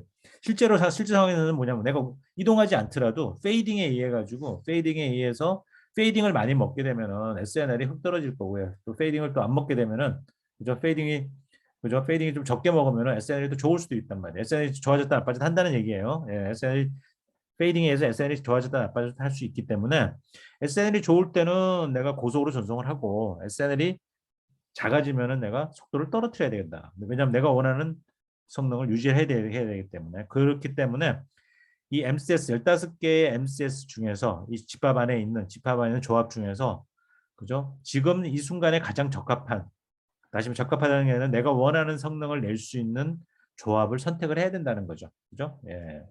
자, 다음 페이지 넘어와서 좀 더 설명을 이어가겠습니다. 네. 그래서 제가 방금 설명드린 게 뭐냐면 바로 어댑티브 모듈레이션 코딩 개념입니다. 예. 자, 이 말은 무슨 말이냐? 어댑티브, 적응적이다 하는 얘기입니다. 모듈레이션과 코딩을 하는데 모듈레이션 코딩을 하는데 뭐냐? 어듈레이션 하는 데는 n값을 결정을 하는 거고요. 코딩 웨이트를 결정을 하는데요. 어댑티브하게 적응적으로 한다. 자, 뭐에 적응적으로? 지금 현재 채널 상태. 그래서 지금 채널 상태는 SNL에서 결정이 됩니다. 그래서 지금 현재 SNL에 따라서 어떤 모듈레이션을 쓰고 어떤 코딩 레이스를 쓸 것인지를 그때그때 결정을 한다. 적응적으로. 그걸 우리 이제 이렇게 적응적으로 하는 거 어댑티브 모듈레이션 코딩이라고 얘기를 하고 해서 줄여서 우리 AMC라고 얘기를 하거든요. 예. 그래서 이런 걸 우리가 포괄적으로 뭐냐면 링크 어댑테이션이라고 얘기를 합니다. 예. 링크라는 건 이제 물리적인 링크를 채널을 얘기하는 거예요. 그래서 채널 상태가 변하는 거에 따라 어댑테이션을 하겠다는 얘기입니다. 그래서 어떤 식으로 어댑테이션이냐 모듈레이션과 코딩을 어댑티브하게 하겠다. 그래서 AMC라는 걸 한다는 겁니다. 그래서 앞에서 제가 말씀을 드린 대로요. 다시 한번 더 보면은요. 자, 블락 에러 레이시 있고요. 커브가. 그다음에 이쪽은 SNL입니다. 그래서 SNL에 따라서 이제 포커스가 이렇게 포커스처럼 커브가 내려오죠. 내려오는데 코딩을 헤비하게 걸고 속도를 떨어뜨리면 그래서 속도를 떨어뜨리는 얘기는 무슨 얘기죠? M 값을 줄이는 거죠. 줄이면 성능이 무지하게 좋고요. 네. 또 반대로 내가 만일에 고속으로 전송하고 코딩을 약하게 걸게 되면 에러가 무지하게 많이 나요. 성능이 무지하게 나빠요. 그죠? 그래서 여기가 전부 뭐냐면 여러 가지 이제 MCS를 보여주고 있는 거예요. 모듈레이션과 코딩 셋이에요. 그래서 모듈레이션 M 값과 코딩 웨이트의 값에 따라 가지고 다른 성능이 나오는 것을 보여주고 있습니다. 네, 보여주고 있습니다. 자, 그러면 우리가 여기는 지금 뭐냐면 이제 잠깐만요. 네, 지금 요거는 어,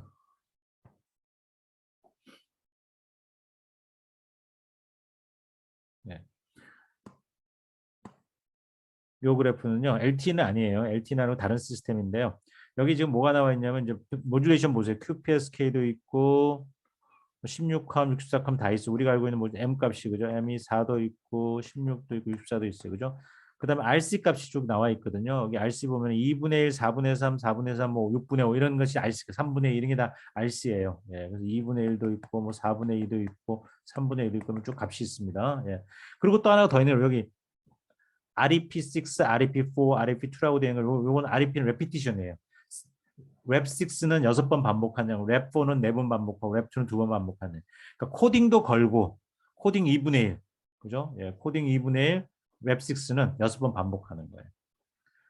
여기는 코딩 레이트 2분의 1이고 랩4니까 4번 반복하니까 그러니까 많이 반복 똑같은 걸 반복하면 그만큼 더 성능이 좋아지겠죠, 그죠? 네, 그래서 가장 성능이 좋은 거는 QPSK에 그다음에 코딩을 제일 강하게 그런 거예요. 여기서 제일 강하게 그은 건 2분의 1이 제일 강하게 그은 거예요. 가장 강하게 걸고 2분의 1, 2분의 1이 제일 가장 강하게 그은 거죠. 그래서 2분의 1을 걸고 그다음에 가장 많이 반복, 여러 번 반복한 거. 그래서 6번 반복한 게 성능이 가장 좋습니다. 그렇죠? 예. 그다음에 요 마지막에 있는 64 커먼하고 코딩은 여기 뒤에 여기 보시면 가장 성능이 좋은 건 뭐였냐면 60 성능 아니 그러니까 가장 성능이 나쁜 건 64컴이고 코딩 웨이시 6분의 5. 6분의 5면 R 서브 C가 6분의 5면요. 코딩을 무지하게 약하게 그렸다는 얘기죠. 거의 1에 가깝잖아요. 그죠? 코딩을 제일 약하게 그렸거든요. 그러니까 성능이 무지하게 안 좋아요. 그죠? 안 좋죠. 그죠? 예. 자, 그래서 자, 이제 이런 그래프가 이제 블락 에러웨이 그래프가 나오는데요. 그럼 내가 이제 현재 내 채널 상태가 지금 예를 들어서 SNLD가 계속 변하는 거거든요. 근데 내가 원하는 성능이 10의 삼승이야. 내가 원하는 게 10의 삼승인데요. 현재 나의 SNR이 만일 현재 나의 SNR 10dB야. 10dB면은요. 10dB인데 10dB로 만족을 하려면요. 10dB의 10의 삼승을 만족하려면은요. 이거는 만족을 해요. 그죠?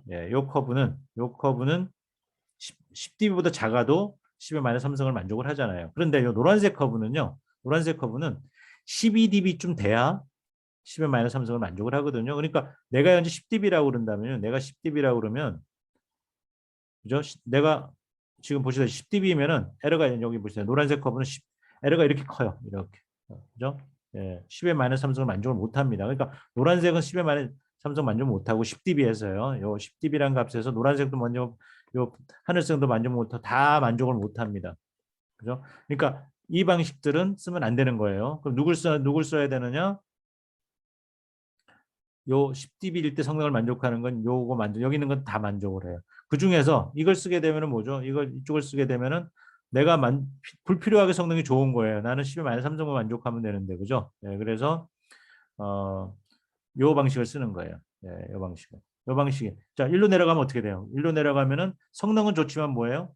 이쪽으로 가면 성능은 좋지만 뭐예요? M 값이 줄어들잖아요. 그죠? M 값이 줄어드는 거예요. 그래서 속도가 줄어드는. 그래서 요 10의 삼승의 성능을 만족하면서 가장 속도가 빠른 놈이 바로 얘겠죠. 그죠? 그래서 우리가 10의 삼승을 기준으로요. 10의 삼승을 성능을 얻기 위해서 10의 삼승의 성능을 얻기 위해서 내가 만약 10dB라면 나는 이 커브를 쓸 거다는 얘기죠. 이 커브를 쓰면은 10의 삼승의 성능 만족하면서 가장 M 값이 클 거다는 얘기죠. 그죠? 요겁니다. 요거. 그래서 16함이니까 M은 16이죠. 그죠? 그러니까 내가 4비트를 전송할 수 있죠. 그죠? 속도 4비트고 그다음에 코딩은 2분의 1만 걸면 되는 겁니다. 그러니까 4비트를 보내는데 코딩 2분의 1을 걸었으니까 실제로는 2비트가 되겠죠. 코딩 레이시 2분의 1이라는 얘기는 반은 까먹어야 되는 거죠. 그죠? 코딩에 까먹는 거. 위단전도 비트로 까먹는 거죠. 그래서 실제로는 2비트 전송하는 겁니다. 그래서 이게 가장 잘할 수 있는 거예요. 만일에 이 방식을 썼다. 이 방식을 쓰게 되면은 QPSK예요. QPSK는 2비트거든요. 근데 또 여기다 코딩이 2분의 1이에요. 2분의 1 곱하기 2분의 1이거든요. 근데 또 반복을 해요. 반복을 하니까 또 2분의 1 까먹어요. 그러면은 실제로 0.5비트밖에 전송 못 하는 거야. 그죠? 그러니까는 속도가 떨어진다는 얘기예요. 그래서 가장 그죠? 가장 CMR 삼성을 만족시킬 수 있는 가장 좋은 뭐는 바로 요 커브에 해당하는 요게 되겠죠. 그죠? 요거 16함. 그래서 이제 결론은 이런 거죠. 나의 지금 현재 나의 SNL이 뭐냐에 따라 가지고 가장 좋은 걸 찾아야 되겠다. 그걸 쓰는 게 가장 좋겠죠. 가장 속도를 빨리 하는 거죠, 그죠? 가장 효율적인 방법이 되는 거죠. 그래서 지금 방금 말씀드린 게 어댑티브 모듈 코딩인데, 이 어댑티브 모듈 코딩은 결국은 방금 말씀드린 대로요.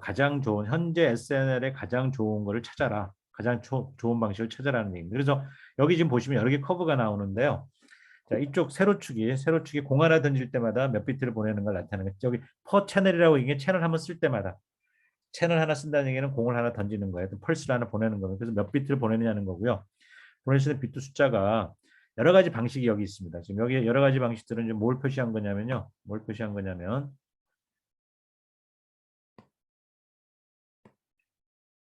여러 가지 자 변조 방식 QPSK가 나와 16함 그죠? 예, 그다음에 여기 CR이라고 쓴 게 코딩 웨이트입니다. 코딩 웨이트 3분의 1, 2분의 1, 3분의 1, 3분의 1 이런 쭉 있죠. 그죠? 이런 조합들이 있죠. 이 조합이 뭐예요? MCS예요. 예, MCS에 각 MCS에 있는 조합별로 그죠? 세트입니다. 이게 MCS 세트예요. 조합별로 몇 비트를 보낼 수 있는지 SNL에 따라서 몇 비트를 보낼 수 있는지를 시뮬레이션을 통해서 그래프를 그린 거예요. 예, 이거는 이제 그래프가 어떻게 나왔는지는 자 그래프 어떻게 나왔는지는 여러분들이 뭐 모르셔도 되고요. 그냥 상식적으로 보면 이제 이렇게 되는 거죠. 상식적으로 보면 예를 들어 하나 예를 들면요. 어, 동그라미 요걸 볼게요. 요거 네모 볼게요. QPSK 그다음에 코딩 웨이트 2분의 1이에요. 그러면은 뭐죠? 자, 얘는 최대로 보낼 수 있는 게 뭐냐면은 2비트잖아요. 그죠? QPSK 공화문 던질 때만 2비트인데 코딩 웨이트 2분의 1이니까 반을 까먹죠? 예, 그래서 2 곱하기 2분의 1이니까 한 비트밖에 못 보내요. 그죠? 그래서 공 하나 던질 때만 한 비트밖에 못 보냅니다. 그래서 그래프를 그리면요. 한 비트 한 비트 여기 1. 여기에 여기 1. 그죠? 다시 색깔을 제가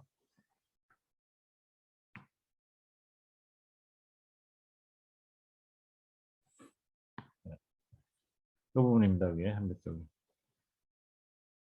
여기 아니다. 잠깐만요.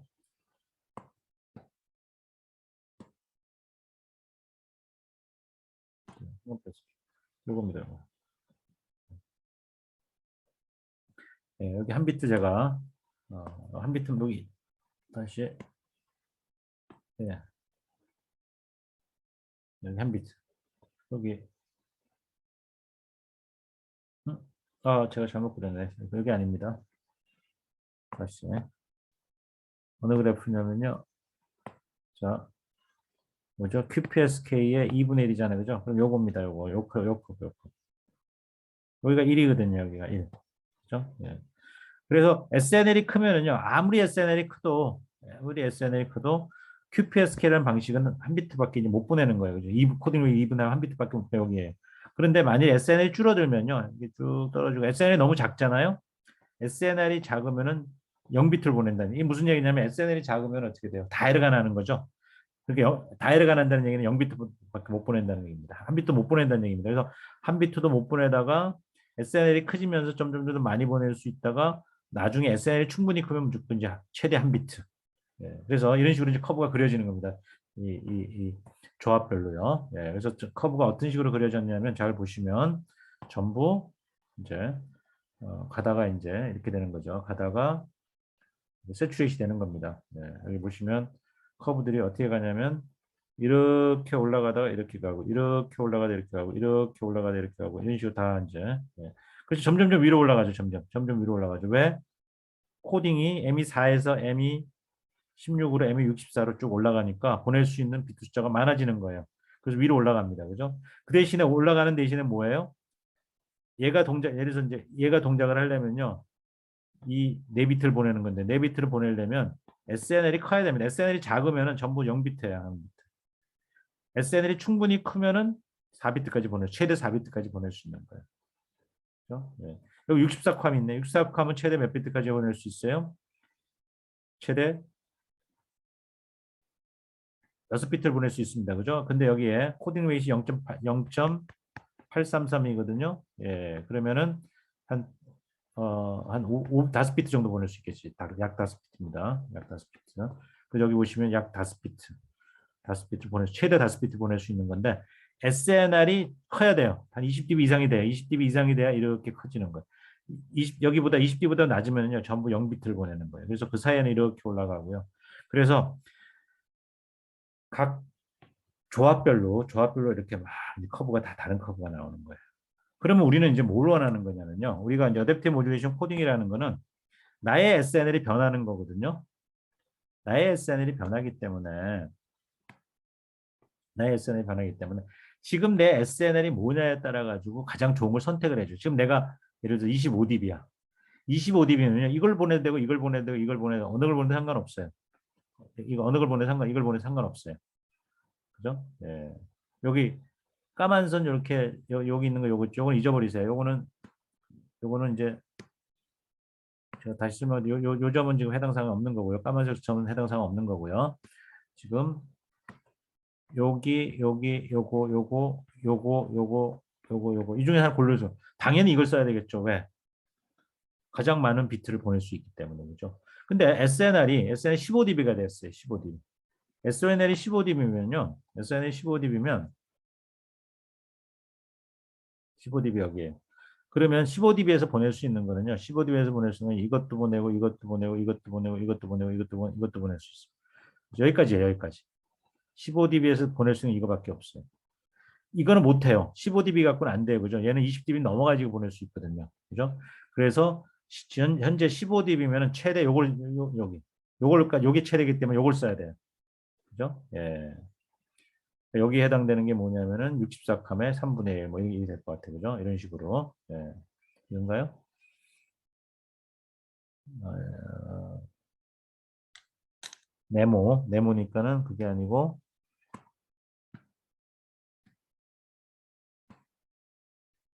요게 뭐냐면은, 요거네요. 요걸 사용하면 여기까지 보낼 수가 있는.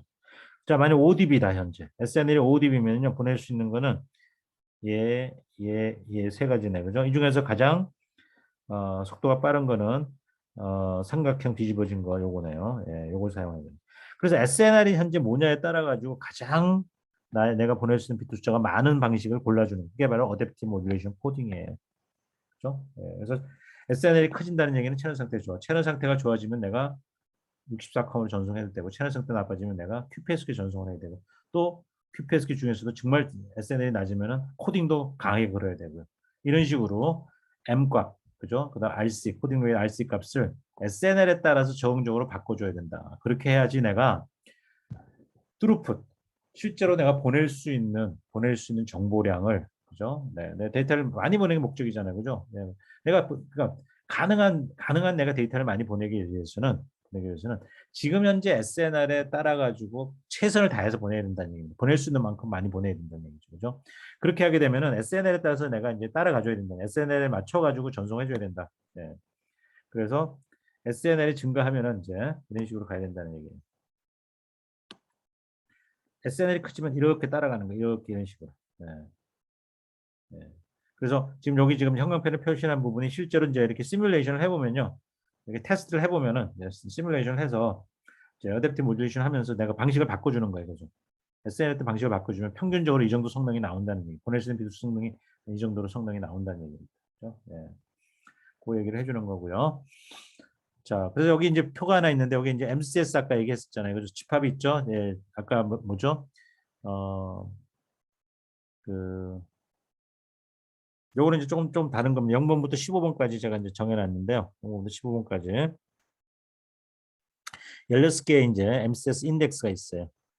그래서 이 집합 안에 0번부터 15번 이제 16번까지 15번까지 인덱스가 있는데 이 인덱스에 따라서 뭐가 다르다? 코딩 웨이가 코딩 레이시 다 다르죠. 코딩 레이시 다 달라요. 그다음에 모듈레이션 오더 2는 BPSK죠. 그죠? 이건 예시입니다. M이 4면 QPSK고요. M이 6이면은 이건 QPSK고 그다음에 잠깐만요. 요거는 어, 네, 잠깐만요. 여기를 용어가 조금 여기 이제 혼재가 돼 있는데 여기 이제 모듈레이션 오더라고 한 건데 여기 이제 어, 이렇게 보는 게 맞겠습니다. 이거는 모듈레이션 오더는 요거는 모듈레이션 오더라기보다는 공 하나가 보낼 수 있는 비트 숫자입니다. 예. 이게 여기 QPSK를 얘기하는 거고요. 그러니까 2비트를 보내는 거고요. 4비트를 보내는 16컴을 얘기하는 거고요. 여기까지는 6개를 보내는 64컴을 보내는 거죠. 예. 그래서 여기 이제 모듈레이션 오더를 정의할 때 이제 여기 모듈레이션 오더 있죠. 예, 오더의 정의가 공의 색깔의 숫자를 모듈레이션 오더라고 놓을 수도 있고요. 예, 지금처럼 공 하나가 보낼 수 있는 비트 숫자를 모듈레이션 오더로 놓을 수도 있습니다. 근데 여기서는 지금 정의가 뭐냐면 모듈레이션 오더의 정의는 공 하나가 보낼 수 있는 비트 숫자를 모듈레이션 오더로 놓은 거예요. 그래서 2 아니면 4 아니면 6 이렇게 지금 놓은 거예요. 예. 어쨌든 조합이 이제 나온 거죠. 조합이 무슨 조합이 모듈레이션 오더와 뭐가 나왔습니까? 코딩 레이즈 조합이 나왔습니다. 그죠? 예. 그래서 조합이 이렇게 나왔죠. 조합이 나왔었죠. 이 조합에서 뭐가 결정이 됩니까? 조합에 따라서 efficiency가 나옵니다. 자, efficiency는 뭐예요? 실제로 보낼 수 있는 비트 숫자에다가 이 코딩 웨이트를 곱한 거예요. 얘하고 곱하면 이게 efficiency. 이게 뭐죠? efficiency가 공 하나 던졌을 때 실질적으로 보낼 수 있는 비트 숫자입니다. 실제 인포메이션 비트입니다. 네. 그죠? 인포메이션 비트. 네. 그래서 이렇게 갈수록 뭐죠? efficiency가 좋아진다는 얘기예요. 좋아진다는 얘기는 무슨 얘기 뭡니까? 한 번 공을 던졌을 때 보낼 수 있는 실질적으로 보낼 수 있는 비트 숫자가 늘어난다는 얘기잖아요. 그죠? 예.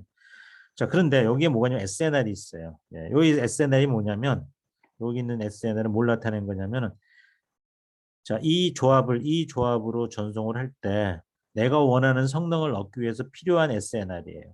그래서 만일에 이 방식을 쓰고 싶다. 이 방식은 굉장히 좋은 방식입니다. 왜냐하면 한 번에 5비트, 5.42비트를 5.4286 평균 5.4286비트를 보내는 겁니다.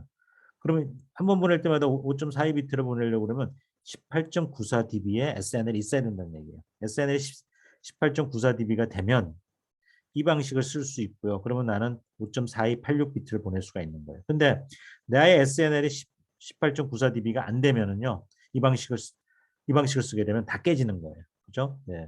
또 하나 예를 들면 나의 현재 SNL이 6.56dB다. 그죠? 6.56dB에서 내가 원하는 에러 성능이 나오려면은 이 조합을 써도 된다는 얘기예요.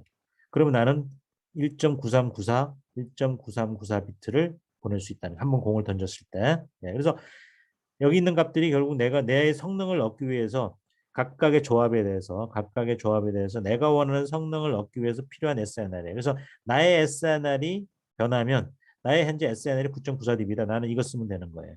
그러면 나는 이만큼. 그래서 나의 SNR이 크다? 그럼 나는 더 많은 비트를 보낼 수 있는 거고요. 나의 SNR이 작아진다? 그러면 나는 보낼 수 있는 비트 수가 적어지는 거죠. 왜 작아집니까? 코딩을 헤비하게 걸어야 되고요. 코딩을 헤비하게 걸어야 되고 나의 SNR이 작기 때문에 또 보낼 수 있는 공의 색깔을 줄여야 되는 거죠. 그죠? 예, 그러니까는 보낼 수 있는 비트 숫자가 줄어드는 거예요. 이런 식으로 적응적으로 나의 SNR이 변하는 거에 따라서 적응적으로 변조 방식과 코딩 웨이트를 조절을 해줘야 된다. 이걸 뭐라고 부른다? 어댑티브 모듈레이션 코딩이라고 부른다. 예, 그래서 무선 통신에서는 이런 기법이 굉장히 중요하죠. 왜? 우리는 주어진 채널에 대해서 가능하면 많은 비트를 보내고자 하기 때문에. 그죠? 예. 자, 여기까지 강의를 마치도록 하겠습니다.